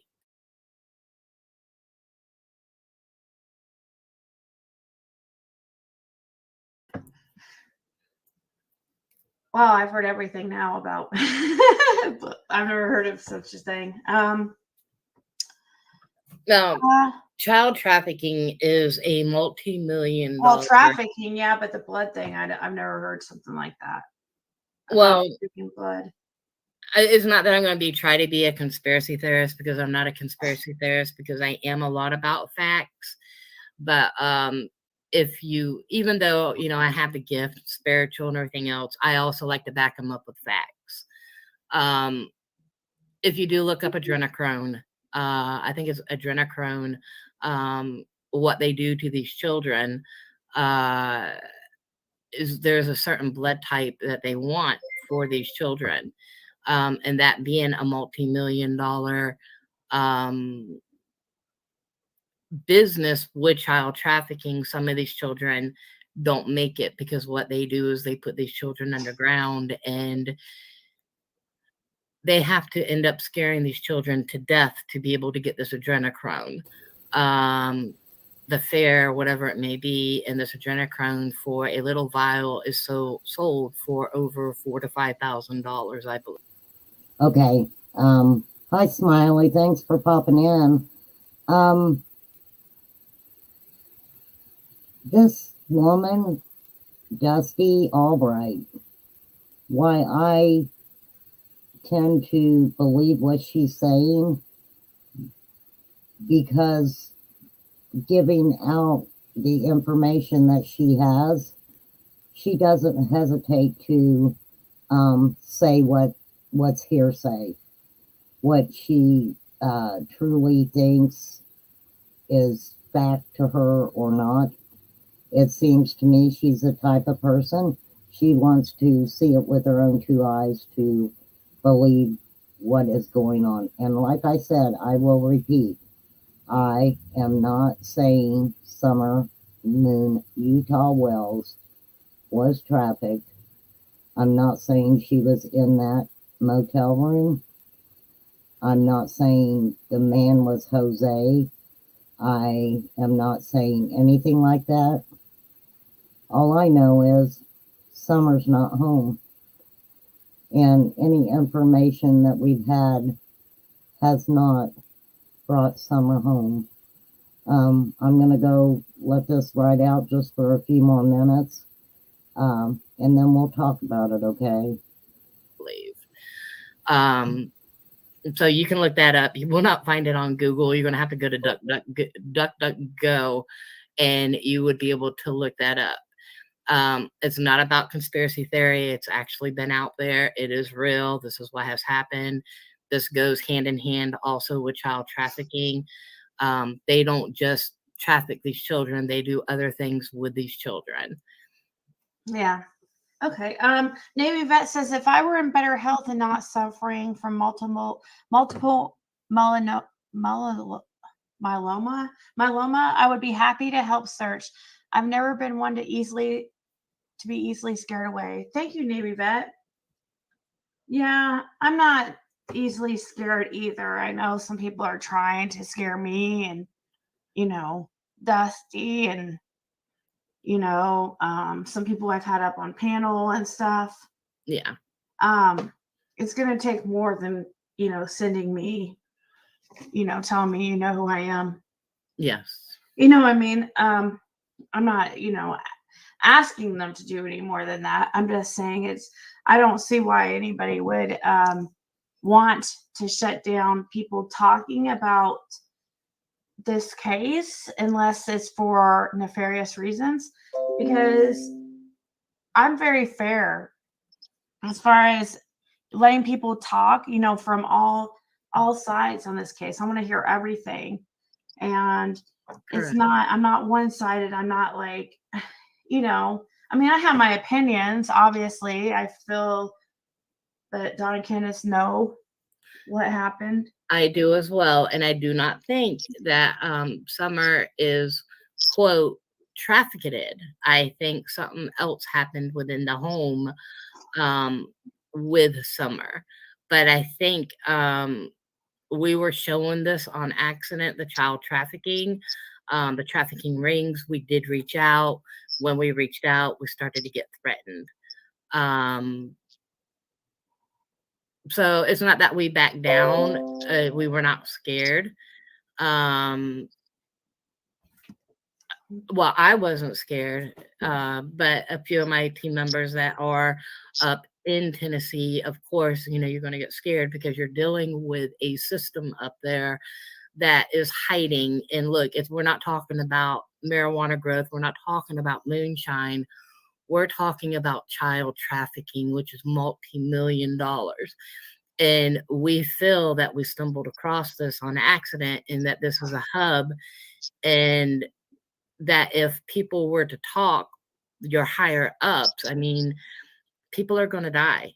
People are killed over this type of stuff, because you're getting into the pockets of big people. And this is what they don't want out into the real world. Unfortunately, I think it's already out there. Yeah. Ziggy, could I have your email address? Yeah, it's Ziggy333 at mail.com. I'll type it also. It's not Gmail, Okay. it's mail.com. I'll you want to put it in private chat? It comes up occasionally also in regular chat. I'll put it on the screen here. I answer a bunch of email. And for those who email me, I just ask that you put your username, YouTube username. Okay, I may make 2 parts to this because it is really long. And I think everything in it is really important. So I'm going to let it ride a little while longer. And I want to, excuse me, before I end my live, play the Candace calling Mary hoax call and discuss that. On every email, even if not just the first one, because I get so many emails that what happens is I forget who you are, by the time that it's crazy. I hate having to ask people like who are you again? I feel bad, but you just have to remember I try to respond to everybody at least like a sentence or something, if you know what I mean. And right. Yeah. I'm just telling everybody that because I get a lot of emails. Okay. I can't imagine having a bigger channel like, Chris McDonough's or something, how many emails he'd get. Like, wow. Now, go ahead. Now, I personally, my theory is I think Dawn and Candace may be involved in this child trafficking. I also think that they're involved in drug trafficking. And I think that if they were to tell the true story, what really happened to Summer, or who they believe has Summer, I think that they would probably, they're probably protecting their lives is what they're doing. Because if they were to talk, I think people are going to come after them.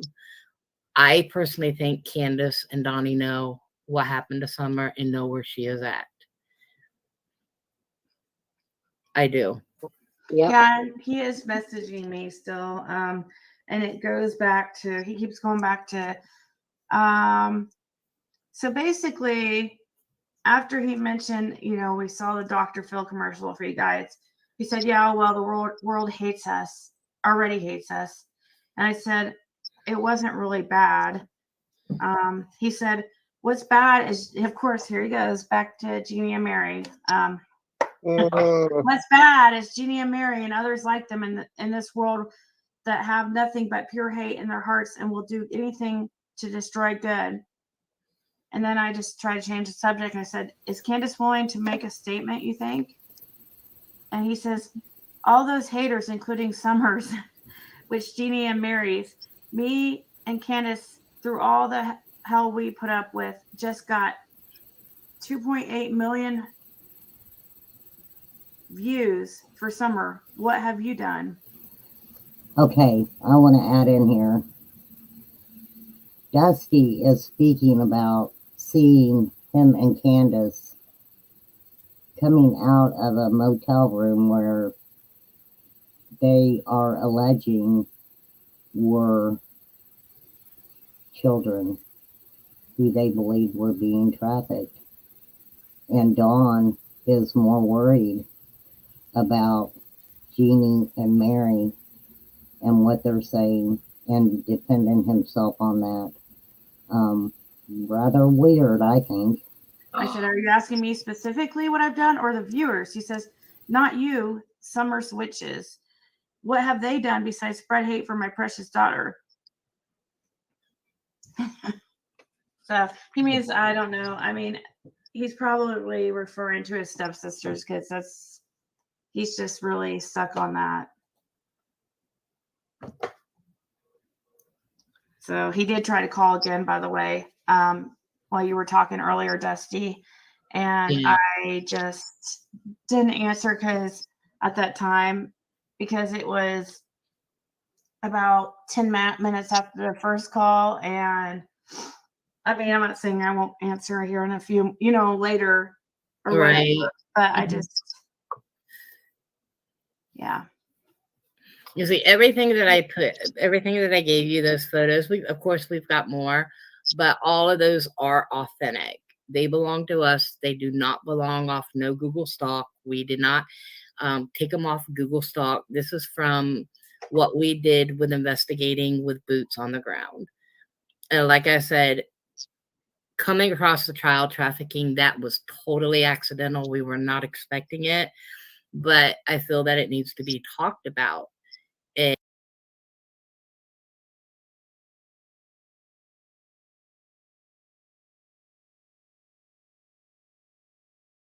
Sorry, y'all. I went to unmute my mic and I didn't do it. I had to go back. I'm going to end that there. Please feel free to go and watch it, and I will do a second part and finish up with whatever they're talking about. Yes, Victoria, RH negative blood. That's exactly what they're talking about. My girls are RH negative, and my granddaughter is RH negative. Thank you, Smiley, Victoria. Who else did I have in here? I think P in a Pod, was it? Peas in a Pod was in here. Mimi Jean. Nice to see you, Mimi Jean. Lori P. Charlie was in here. I don't know where he went. Charlie is just the type of guy. I call him, excuse my language, a YouTube slut. He's all over the place. Smiley, please drop your link. I love your channel. I love your content. So drop your link and let people come over and see what you have to offer. You have a lot to offer, and I know you got a big heart, and I know you care about Summer. Okay, that's what's important here. Like I said, I'm not trying to make it out that Summer was trafficked or in that motel room. I just think that we need to look at every angle. Do I think Dawn and Candace had something to do with it? I do. I truly do. I know it's innocent until proven guilty. If you look at Don Wells's behavior from the very beginning, just the things that he has said and stuff. Now, you can take a person who goes out here and tells the truth about specific parts of their life to set up this preconceived notion that they're not going to lie about anything, okay? So he's told the truth about Mary and Jeannie. He's told the truth about some other aspects of his life. Does that mean he's telling the truth about Summer? No, it doesn't. It does not mean that at all. He is a manipulator, and he's very good at it. And, I think Smiley can even attest to Don and his verbiage, you know, in the way that he talks about people. When you ask Don Wells a question that he really doesn't want to answer, he'll go off topic and start talking about something else completely.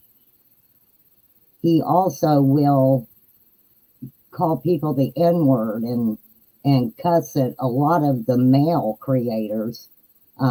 He rips into them. That kind of takes off the question that you've asked him that you would like an answer to. Him and Candace, the domestic violence stuff. Can you imagine? Well, no, I mean, seriously, I couldn't imagine even growing up in a domestic violence atmosphere.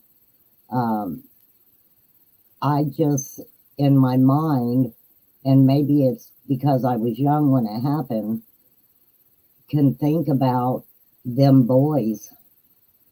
And even before Summer went missing, look at what they went through. And Don and Candace can say they were good parents, and maybe they were in their mind on certain aspects. But they've shown us that they wasn't good parents. And I just, in my mind, don't want to think about what those boys maybe went through. You know, it's a sad thing. It's a really sad thing, and it's very heartbreaking. But yeah, Smiley, it is for Summer, you know, and she's not home. So we've listened to basically their bullcrap this whole time. For what? For what? A lot of times when they're even speaking, they're so busy defending themselves on what other people have said about them that there's times they don't even say Summer's name. They don't say her name.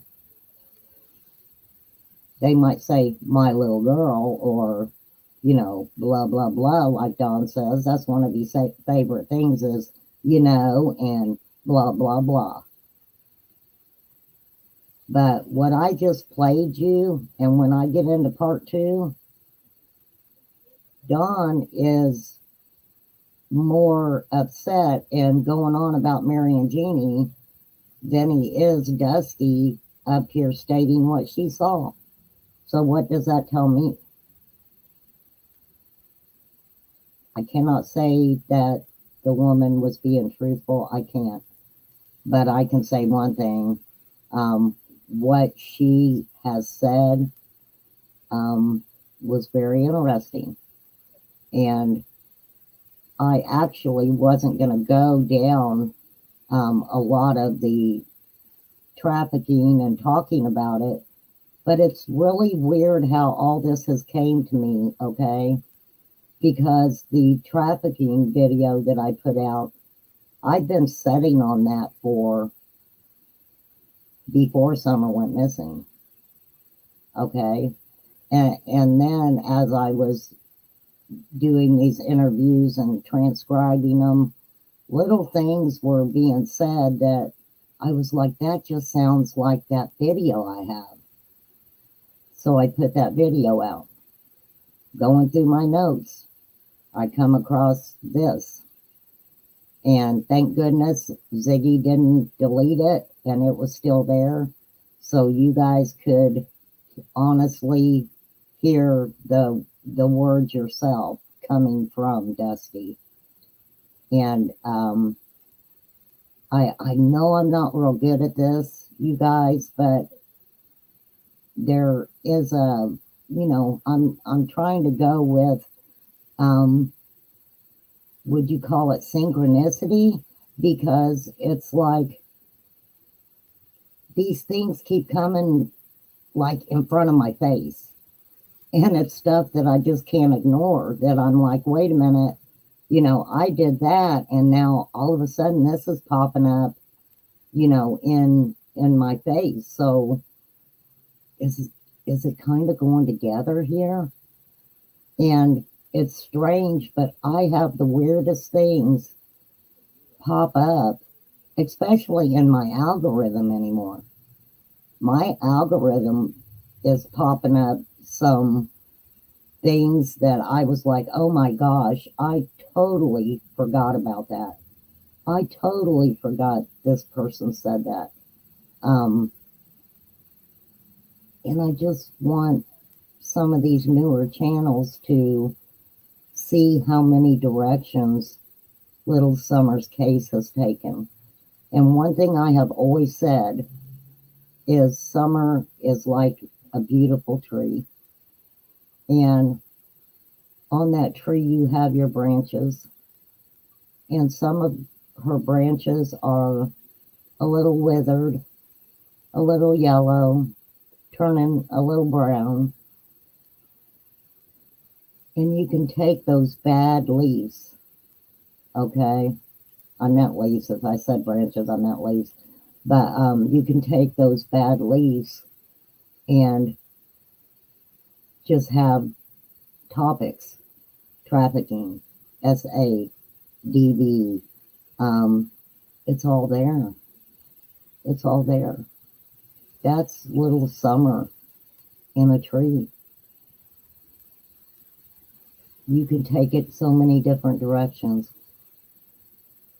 because nobody's wanted to tell the truth. You have adult, grown people who, most of them's criminals.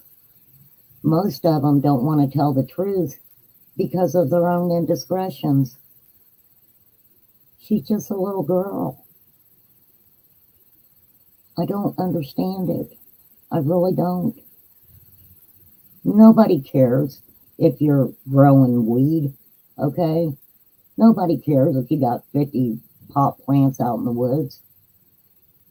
And in my mind, when it comes to something like that, now I'm not saying meth or harder drugs or anything, okay? Hey, Corey, I'm just saying like weed or something. I just don't see law enforcement going, hey, we want to search your property, and you telling them no because the fear of law enforcement arresting you for a little bit of pot that you're growing.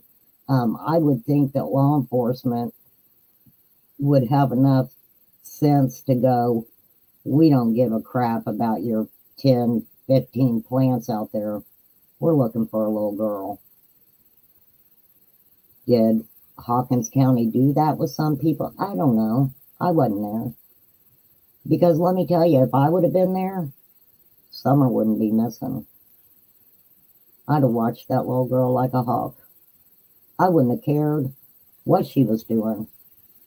I would have watched her like a hawk. She lived out in the country on 11.5 acres. Of course she was going to be outside playing. Of course she was going to be out there with the boys playing. But Don and Candace made the boys Summer's keeper. And can you imagine how they're feeling? Can you imagine how them boys are feeling, knowing that their little sister's gone? We've heard Don say it many times. They left her outside. Why'd you leave Summer outside? Go outside and find Summer. Hi, Kiki. Hey, where's Summer? 1-800-TBI find. He took young boys. We seen him with the oldest one. Okay. We seen him with the oldest one on his little, I believe he was talking to Brian Enton, was it? And I just couldn't imagine some of the things he was saying to those boys, making them feel responsible. Because two grown adults who were so busy living their, excuse my French, fucked up lives, put her in the care of these young boys. These young boys. How sad can it get? How sad can it get? And my heart breaks for those boys just as much as Summer. But Dawn and Candace is going to keep playing everybody they can play. They're going to keep acting like they didn't do anything wrong. And I always said, a lot of people, said that Candace has guilty knowledge. Okay, Candace may have guilty knowledge. But how do we know the guilty knowledge that she has doesn't include her husband? And I'm sure she knows a lot about Don and the stuff that he does. She knows more probably about Don and what he does than he knows about Candace and what Candace does. Because people need to realize Don he was hardly there. He was hardly there. And when he was there, after working like he says he did, he just wanted to hang out at home. Now, Candace, when Dawn wasn't there, it's been said that she would invite anybody up on that hill. She invited Andrew Hiltz and his family and the people he was with to stay up on that hill. She didn't know him, supposedly. She didn't know him. Then she turned around and let Jose stay there. She didn't know Jose. Not at all. She met a guy at the dollar store, it was said. She let him on the hill. He stayed a couple days. She didn't know him. Just met him at the dollar store. So, is Candace a neglectful mother? I think so. In my mind, I think so. Because you don't bring men that you don't know into your home. How about that, Candace? I don't get it, Candace. You really don't answer the hard questions either. You don't answer them. And I'm sorry, I watched your little bit of you and Grandma on, all I know her by is Daisy, on Daisy's channel, right? Grandma was very upset about the way PG talked about Rose. I didn't hear a lot. I'm not going to say I didn't hear them speaking about Summer because she, made the point of telling everybody to cut their crap out and try to get along and help Summer. But I don't understand it. I just don't understand it. And I've been saying I'm going to do a live on her, and I've been pulling out all my notes on Candace. And you know what's funny? Because I'm like, how are people live for 2 or 3 hours? And then I go to do my lives and I catch myself on here for so long because I just want to try to put out, I want people to understand the content that I put out. So, I have to get it in my head to, not go on so long. But I'm going to drop my link. Anybody who wants to come up, you're more than welcome. I hope everybody kind of understood the, the stuff I put out today. There was a reason for it. I did do a live and had a couple trafficking videos out that I thought were really good that I wanted people to see. If I could snap my fingers today and have Summer home, I would. I think we would all give of ourselves to have summer home. Really. All right, let me read some of this. Victoria said, nobody has come out and said this, but I think Summer was a special needs child. High risk. I worked for an agency where I was a respite worker for families with kids, a lot like Summer. Well, we kind of really don't know that. I know Robin Lane from church spoke about that and said that, she didn't find any issues with Summer. Summer was a quiet kid. She talked when she wanted to. We've heard her in videos speaking and stuff. So, could she have had something like that? We have to remember too, Candace was a drinker. So I'm sure that she was drinking when she was pregnant with Summer, and we don't know what other drugs may have been, being used when she was pregnant with any of her kids. So I know around the time with Josie, or right before, that's when she was having the meth problem. Okay. So I'm sure. Smiley said, never good to leave someone starving for attention. Oh my God, you are absolutely right.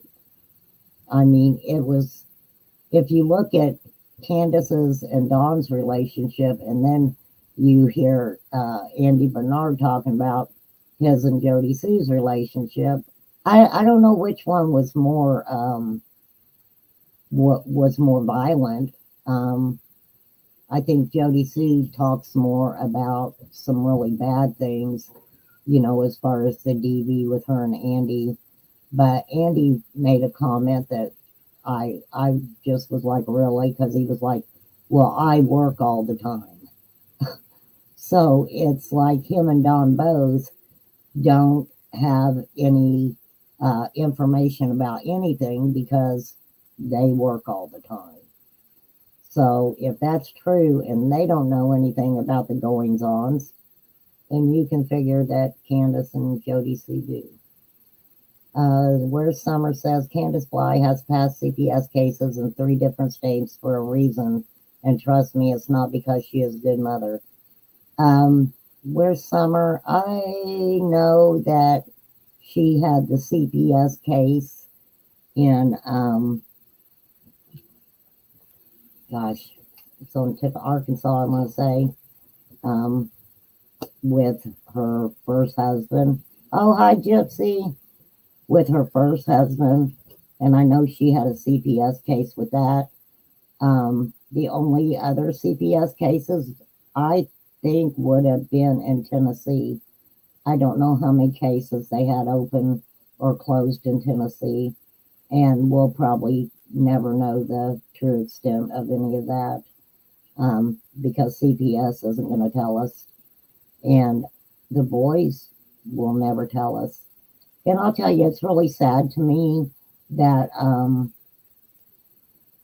some people get on their channels, I'm not going to call out anybody specific because not everybody does it, and they say something about the boys or something like that, and that kind of bothers me because Josie's old enough now that he can pull up these YouTube videos and he can watch them, and I would hope that his foster parents are keeping an eye on that.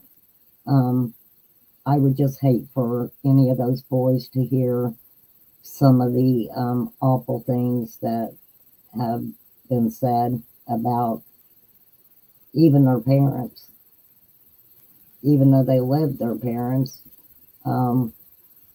Right now, I hope that they're getting, number one, all the love, all the respect that I think even at their age being boys, they should have been respected by their parents. I don't see that. Everywhere I've looked in my notes and on YouTube and everything, What you hear most about the boys is what they did wrong.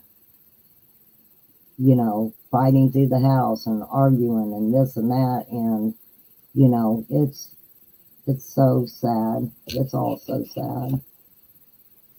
But back to trafficking. Trafficking is real. It's happening right in front of our faces, and we don't notice. You know, they talk about our society being woke,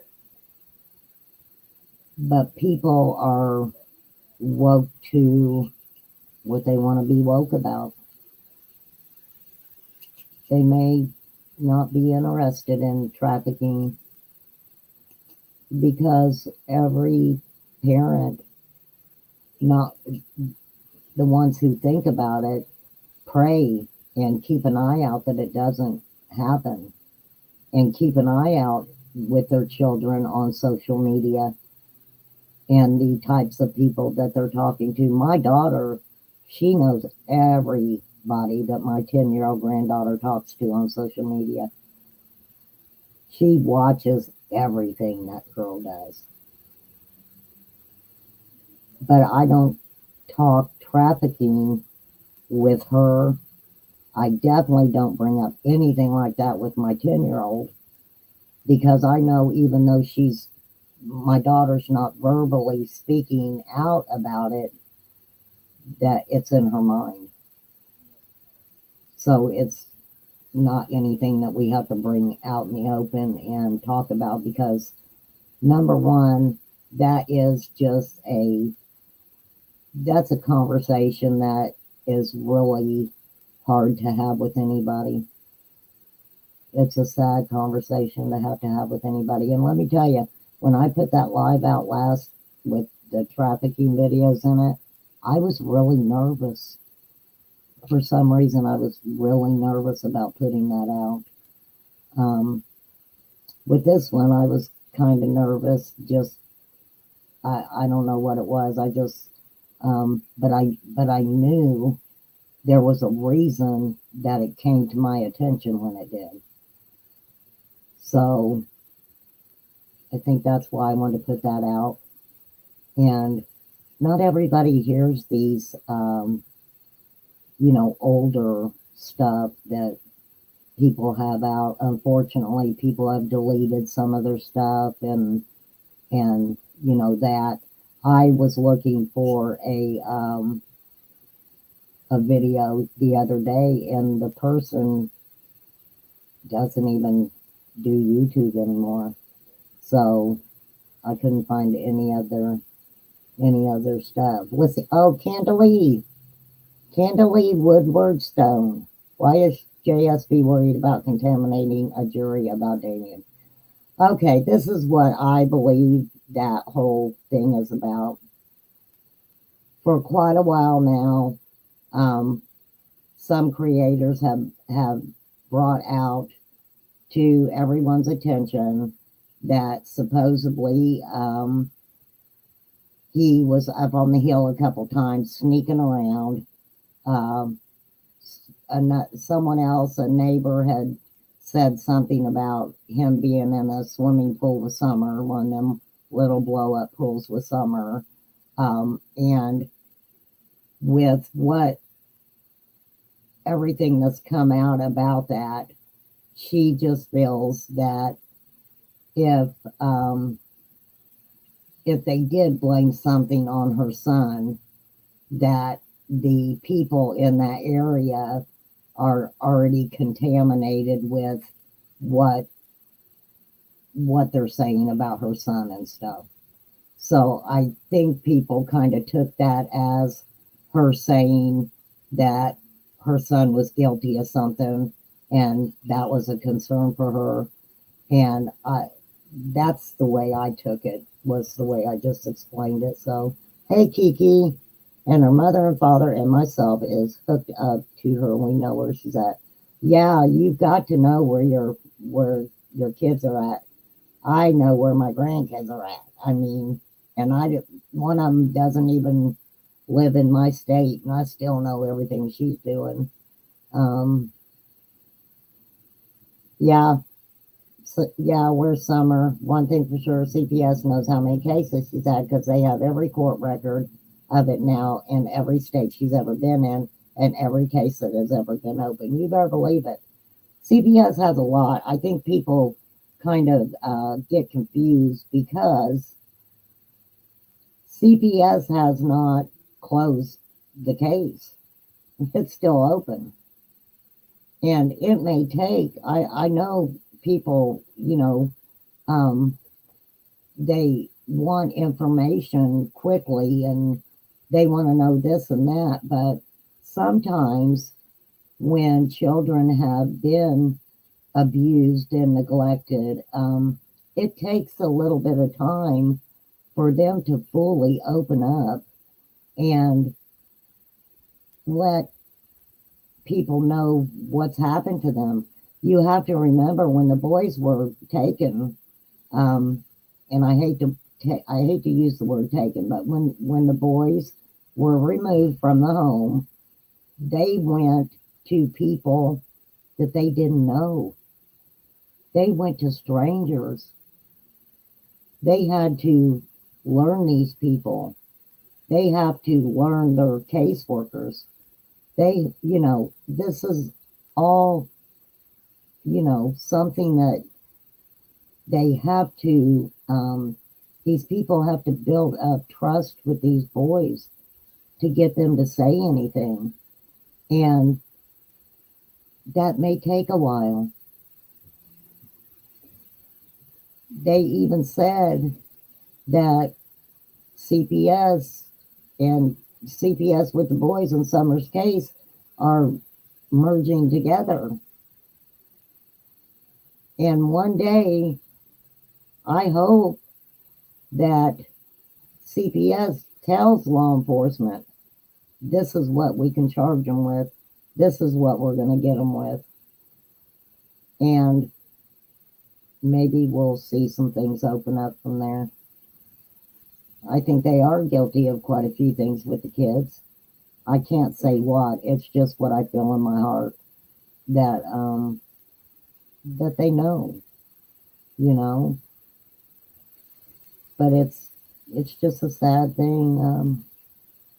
Sad thing with the boys. It's a sad thing for Summer to be missing. I just wish Dawn and Candace would tell the truth, but they haven't told on each other this whole time, so they're not going to. Victoria said if TBI still has Hunter's phone, it could just be he was sexting kids and doing that. And these days, they keep the phone. If it happened to a friend of mine, her daughter. Yeah, Victoria, one thing I was saying about Hunter and the phone. Hunter had a lot of criminal stuff going on that didn't have anything to do with Candace. Allegedly, he tried to carjack a car from a woman. Allegedly, it had a baby in the back seat. I don't know if it did or not. I don't know if that was just added to the story. But Hunter had been in a lot of previous trouble. So to say that they kept his phone because it all had to do with Summer, I just don't see that. I think that he was definitely in with a lot more shady people than Dawn and Candace, and that his phone was kept for those reasons. That's just what I think. Let's see, Corey said from the video I saw, the children, especially of Summer, they was starved for love and attention. It was funny because when, in church, Summer would be running around and stuff, but the boys seemed to be on their best behavior. I think the carjacking was after, allegedly. I kind of lost there, Smiley. Lori said that H posted he got his phone back recently. Yeah, because it was real weird to me when he was doing that interview with CM because he said something about using his grandpa's phone, but I never heard of a grandpa. It was always Allie's mom and grandma, and so yes, Kiki, what's in the dark will come to the light, but God's will be done. You better believe it. Yeah, you better believe it. Smiley said that bothers me. H phone has not been returned. Yeah, I don't know if they've returned it or not. That poor boy has been through a lot. I'm gonna go through the I'm gonna try to do I'm not real good at videos, so I end up doing a live, but I'm gonna go through a live and talk about the Jeremy Dugan and the BACA, which is Bikers Against Child Abuse. I think that kind of will fit in what I've been talking about. Kiki said, oh, wait a minute. Candalee said, I heard H was put in a detention home again. He could have, Candalee. I mean, he's been taken out of Allie's residence I don't know how many times. Allegedly it wasn't a good place for him. And it was also said that he kind of ran the house, told Allie what he was going to do and things like that. So it's also sad. And, I can talk about, let's get into Candace bringing people up on the hill. It's that house on the hill has been called a trap house, a drug house. Allegedly, at one time, they had a sign at the bottom of the drive that had different sexual things with how much it cost by it. Yeah, that's what I heard. So, but then again, Lori P. H he does need a good role model. I don't know why he doesn't want to go live with his dad in New York. I know some people would jump on that. I know why. But Tennessee's his home. Everyone he knows is in Tennessee. And maybe if he stays in Tennessee, he'll be able to get by with a little bit more than he would being at his dad's. Let's see. I don't know. We need remain calm, Snowed. He talked about in the interview, but that was after Summer became missing. What are you guys talking about? Hang on a minute. What do you need to know, Corey?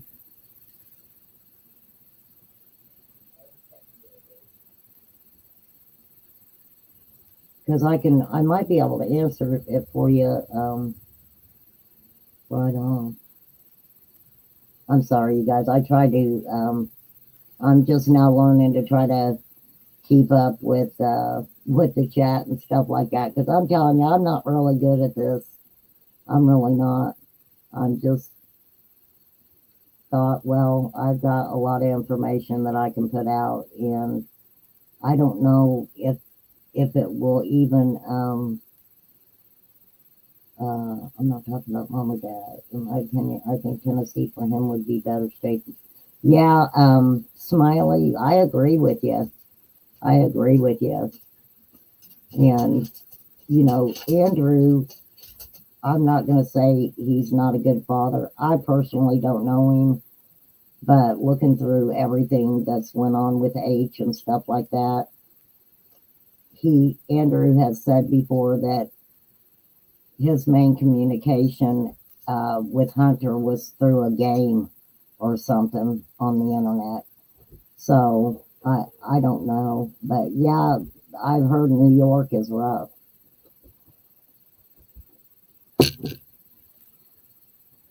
But yeah, anything, anything that you guys might want to talk about or something, just throw it in my comments if you want to, and I'll pull the notes out and talk about it, whenever. I don't mind doing that. I just appreciate y'all coming over and letting me know that you are watching. It means a lot to me. It really does. And like I said, I've always said, how do people stay on live so long? And then when you're really getting into trying to put out and make people understand what it is exactly that you're putting out there, a little time goes by. So it really does. But yeah, anybody, I want to say too, anybody who comes into my chat that has a channel, feel free at any time to drop your link. It's not going to bother me a bit. And I'm glad you did too, Smiley. I come over, I see yours quite a bit. I just don't get into people's chats and stuff very often. And but I do definitely come over and watch for sure. And I want to tell you too, when Dawn called you, you did great. You handled that so well. And I could just see how emotional you were. But you were a trooper through that. You did great. Oh, Corey said, I may be wrong, but for some reason I thought he meant Candace's dad because he had recently passed. Yeah, her dad passed away. Dawn's dad, he had dementia and things like that. It was really weird. Dawn, it was very important to him and to show his dad. And there's a phone call, and I'll have to find it, where, see, this whole time, Dawn was saying that, I believe it was Jeannie at one time tried to mess with his own with Dawn's dad, which would have been her stepdad. And Dawn got him on the phone, I guess, thinking the man was going to say it happened, and his dad said, no, it didn't happen. So who do you believe? Dawn's dad did protect him. You know what? I'm going to say this. I've got one brother, and I had 4 sisters. My dad was so protective over my brother. My brother could do no wrong no matter what he did. No matter what he did. He could do no wrong. And everybody else was to blame for my brother, whatever crazy crap he decided to get into. It was always, somebody else's fault. Red heart shape. I know, Kiki, you know what? I'm telling you, I'm going to get into my StreamYard and get everything set up and stuff because I don't even have where I can hit my emojis. So I really need to get that stuff taken care of. I'm lazy, yes. It's the last thing I think of half the time. I mean, I finally threw a thumbnail up and I've been using it a lot. So yeah, I'm definitely new at this. Oh yeah, when Smiley called Becky in Hawkins County. I'm telling you, well, this is the thing, see, so many people, the bad thing about it is so many people were calling and being assholes. So when you got somebody who's calling to ask legitimate questions, they're automatically copping an attitude. From the minute you say Summer, they're copping an attitude. I watched a guy named Johnny B. I don't even know if he's still covering Summer, but he decided after a year or more, he was going to cover Summer and he was going to find something out. And I'll never forget, that he called one morning, and I don't know if they wasn't working or something, but he ended up talking to someone from the jail. And he asked what Don Wells had for breakfast. Now, I'm sorry, but how are you going to build rapport with anybody in Hawkins County law enforcement if you're going to call them and basically ask them stupid shit? You know, makes no sense. But yeah, they didn't treat Smiley good at all. Yeah, Smiley, you put that on your, I don't know if you got your community page or what, but when you got that letter back, didn't you? With them saying something way to the left to you. Corey said when Hunter was involved in the carjacking before Summer went, it was before Summer went missing, Corey, when that happened with H. I really wish all of those children, this is what's really sad, because H really relied on Allie's friend Leslie a lot. And even the way she would talk about H, you know, she was just really loving to him and things. And then she ended up passing away. I don't know if H was living with her at the time, if that's where he ended up going once he got out of the detention center and stuff like that. So I'm not sure if he was actually there with her when that happened. Smiley said she had 3 calls with Becky. Well, did you end up being good friends? Yeah, she got Smiley got a letter back from Hawkins with an application addressed to concerned citizen, my address.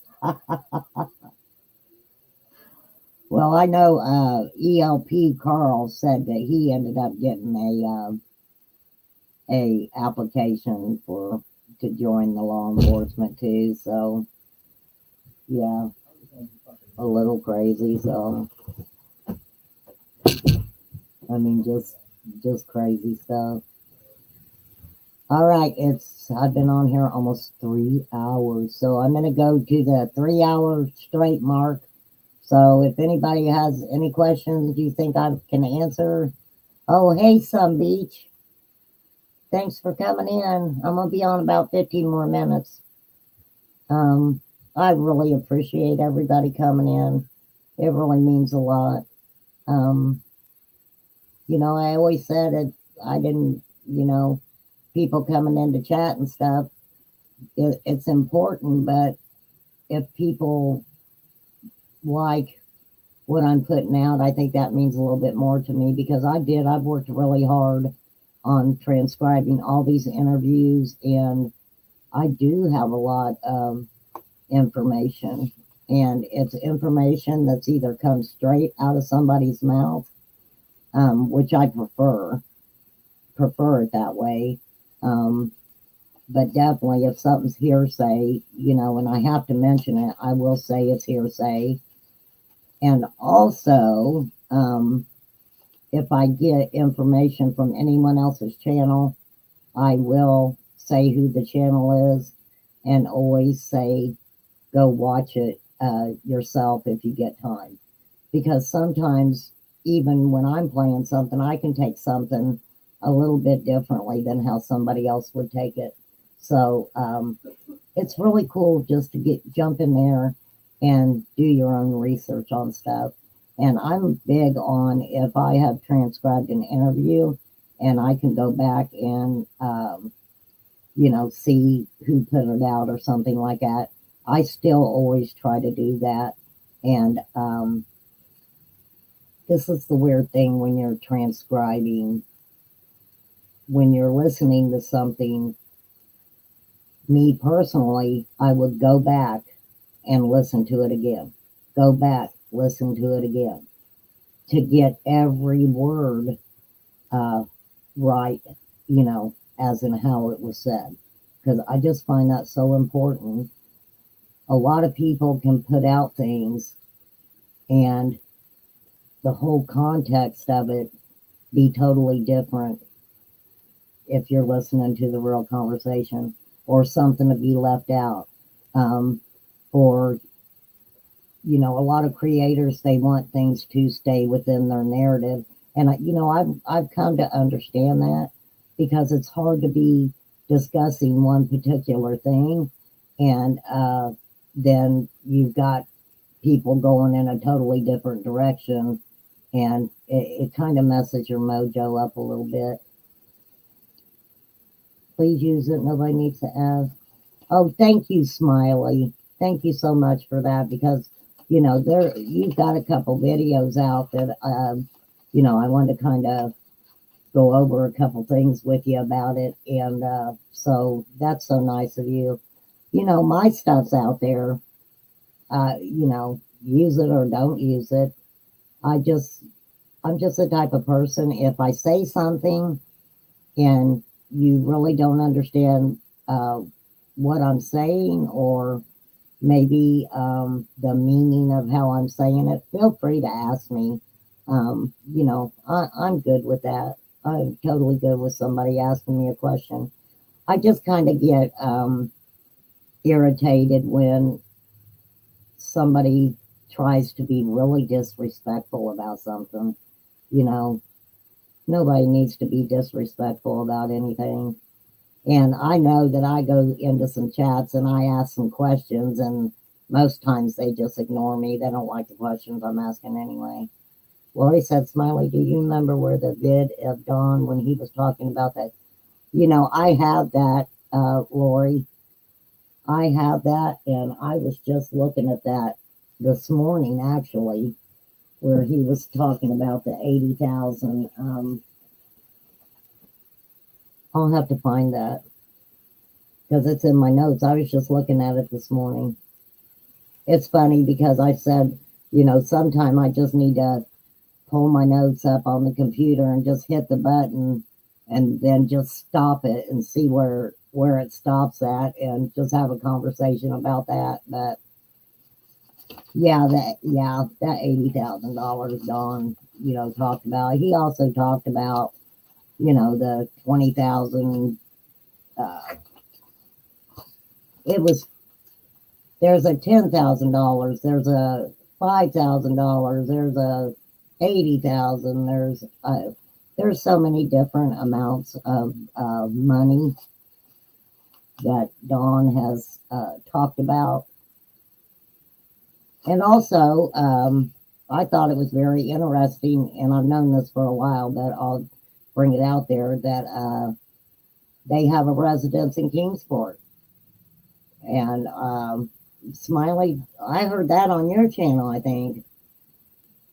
Smiley said, yeah, I just don't like when they twist my words to make me look like a liar. You better believe it. And be mean. Yeah, that's the thing. You know, you just got to let that roll off your back, because unfortunately we can't make everybody happy, and not everybody's going to like what we're talking about. That's, you know, you said that just tickles me, because I have, when I go back to look at, you know, my lives or something, there's always one person that hits the dislike button. And I'm like, you know what? Even if I only had 3 hit the like button, that overrides your 1 dislike. So whatever. If you don't like what I'm putting out, please don't watch. There's no reason. And I think this is for Smiley and everybody. If you don't like what they're putting out, just don't watch it.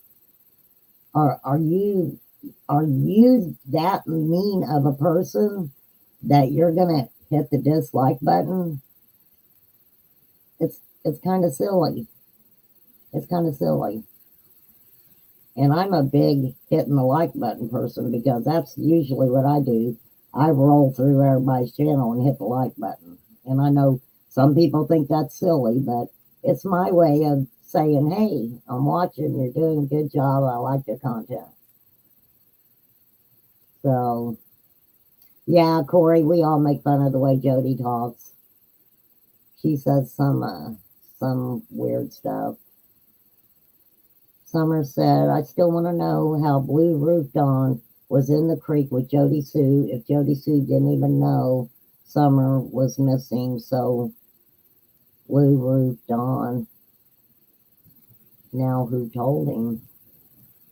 Are you talking about Dawn, the Dawn that was searching when supposedly when Dawn pulled up? I think that they heard Candace hollering for Summer and knew Summer was gone. But hey, that's an excellent question. I will write that down. Oh yeah, Victoria, when you hit it by accident. And sometimes if you hit the like button and when you're going in and then you're watching and then as you're leaving, it's like, oh, I need to hit the like button. Well, when you hit it, then it take that like off of there. So Smiley said I've even lightened up on her. Oh, Jody Sue.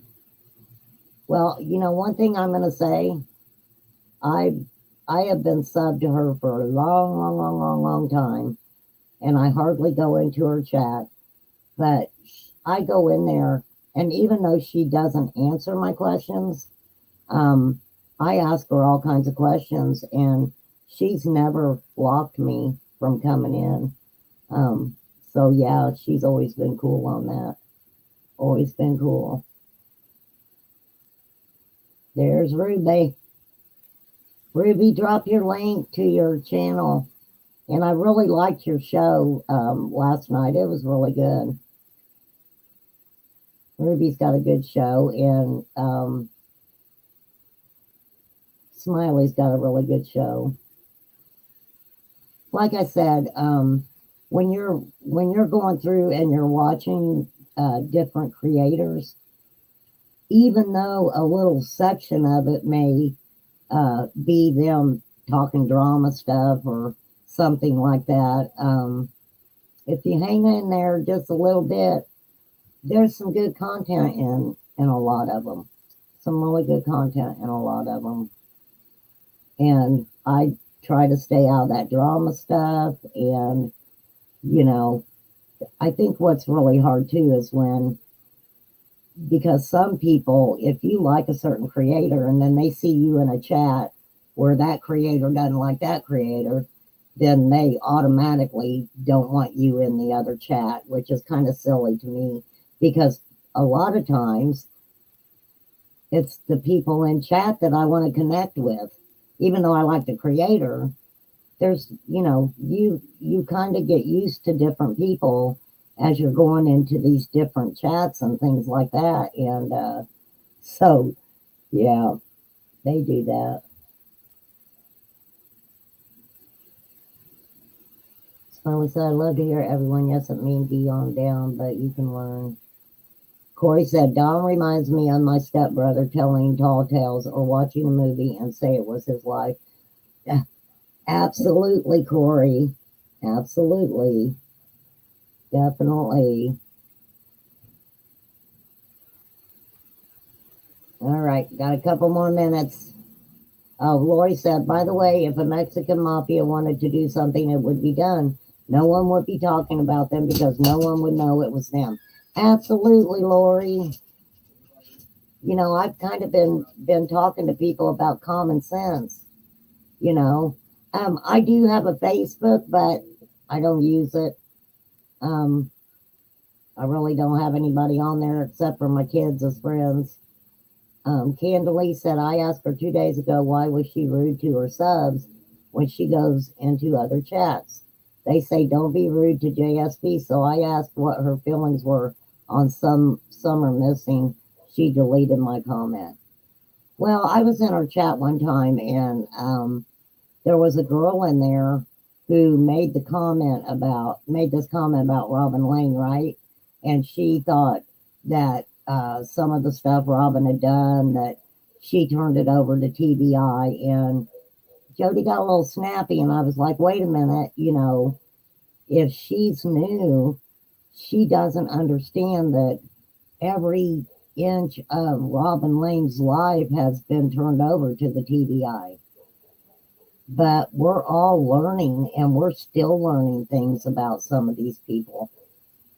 And I've got one on my mind that I'm kind of digging into, and but I don't want to put out anything without knowing the facts and stuff like that, because, you know, unfortunately, all this time Summer's been missing, and the stories that some people have come up with are just crazy. I was watching somebody last night, and somebody in chat had made a comment that the creator kind of pinpointed, and what they said wasn't true. And the creator was like, yeah, and I'm like, but that's not true. So you're kind of giving the okay for these people to believe that statement was a true statement, when it was, I knew for a fact it wasn't a true statement. So, yeah, Smiley, I'm like that too. Everybody is important to me, and, you know, Victoria, let me tell you, well, I don't want to tell you about Tim Mullins today, because then I'll get into another 3 hours, and I just can't do that today. Tim Mullins is definitely a different kind of character. David Dotson is a different kind of character. So, you know, I'm going to pull up this call that, let me see, just bear with me, because I want you guys to hear this call before I get off here. I just want you to hear it, because that one, let me see if I can find it. Where are ya? Bear with me, guys. I know it's here. Well, maybe I thought I pinpointed it. I don't see it. Okay. Well, I'm going to show you this, because I want you guys to see this. Let me pull this up. The commercial.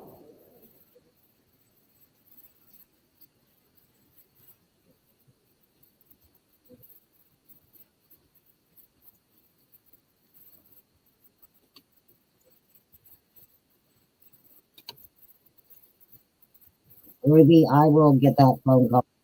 Continuing team coverage all day of what's unfolded since then, This is including new important. interviews. But first, before we recount the day, Ansley Daniel walks us through who's who in the Summer Wells case. No one has been charged in the disappearance of the now 6-year-old little girl. There haven't been any leads and no tangible evidence on her whereabouts. But there are several people involved in Summer's life, and now this case that you should know about. First, we have Summer's parents, Don Wells and Candace Bly. Together, they have 3 boys and Summer. Currently, Don is in jail for violating his probation stemming from a DUI charge. He's been on camera the most, but on the other hand, his wife hasn't been on camera much, just once with us and with Dr. Phil, and a few times on YouTube. Last July, Child Protective Services removed Summer's older brothers from their home. According to Candace and law enforcement, they were the last to see the little girl. Their grandmother, Candace's mother, was also one of the last to see Summer, spending the entire day with her. This is Rose Bly. She's Summer's aunt and hasn't been seen since 2009 when she went missing from St. Croix Falls, Wisconsin. The Wells are Seventh-day Adventists, and they attended a church in Kingsport. Outside of her family, Summer is best known by church members, her Sunday school teacher, Robin Lane, and family friend, David Dotson. After Summer had been missing for several weeks, prayer circles were organized by community members like Timmy Etherton, and some of them were even attended by her family. Also helping the family, a private investigator, Chris Colball with CNC Investigations. Along with that, there's also a media manager. His name is Tim Mullen. Both are local. These people, along with the Hawkins County Sheriff's Office, the TBI, and the FBI, and hundreds of searchers, all have the most vested interest in finding Summer. Here's the area of Hawkins County from where Summer went missing from. You'll notice that there is one main road that runs through the length of the entire county. There's also a river that does the same. And if it wasn't through the woods, it was through these main roads from where she went missing that connects Beach Creek to anywhere. So how does a child just disappear from an area like this? Well, most think not by accident. That was News Channel 11's Ansley Daniel with photojournalist Chad Bricks. Again, Let's smell that. All right. If you look up the word vested and see what it means, why is Tim Mullins, Robin Lane, David Dotson vested in Summer being found?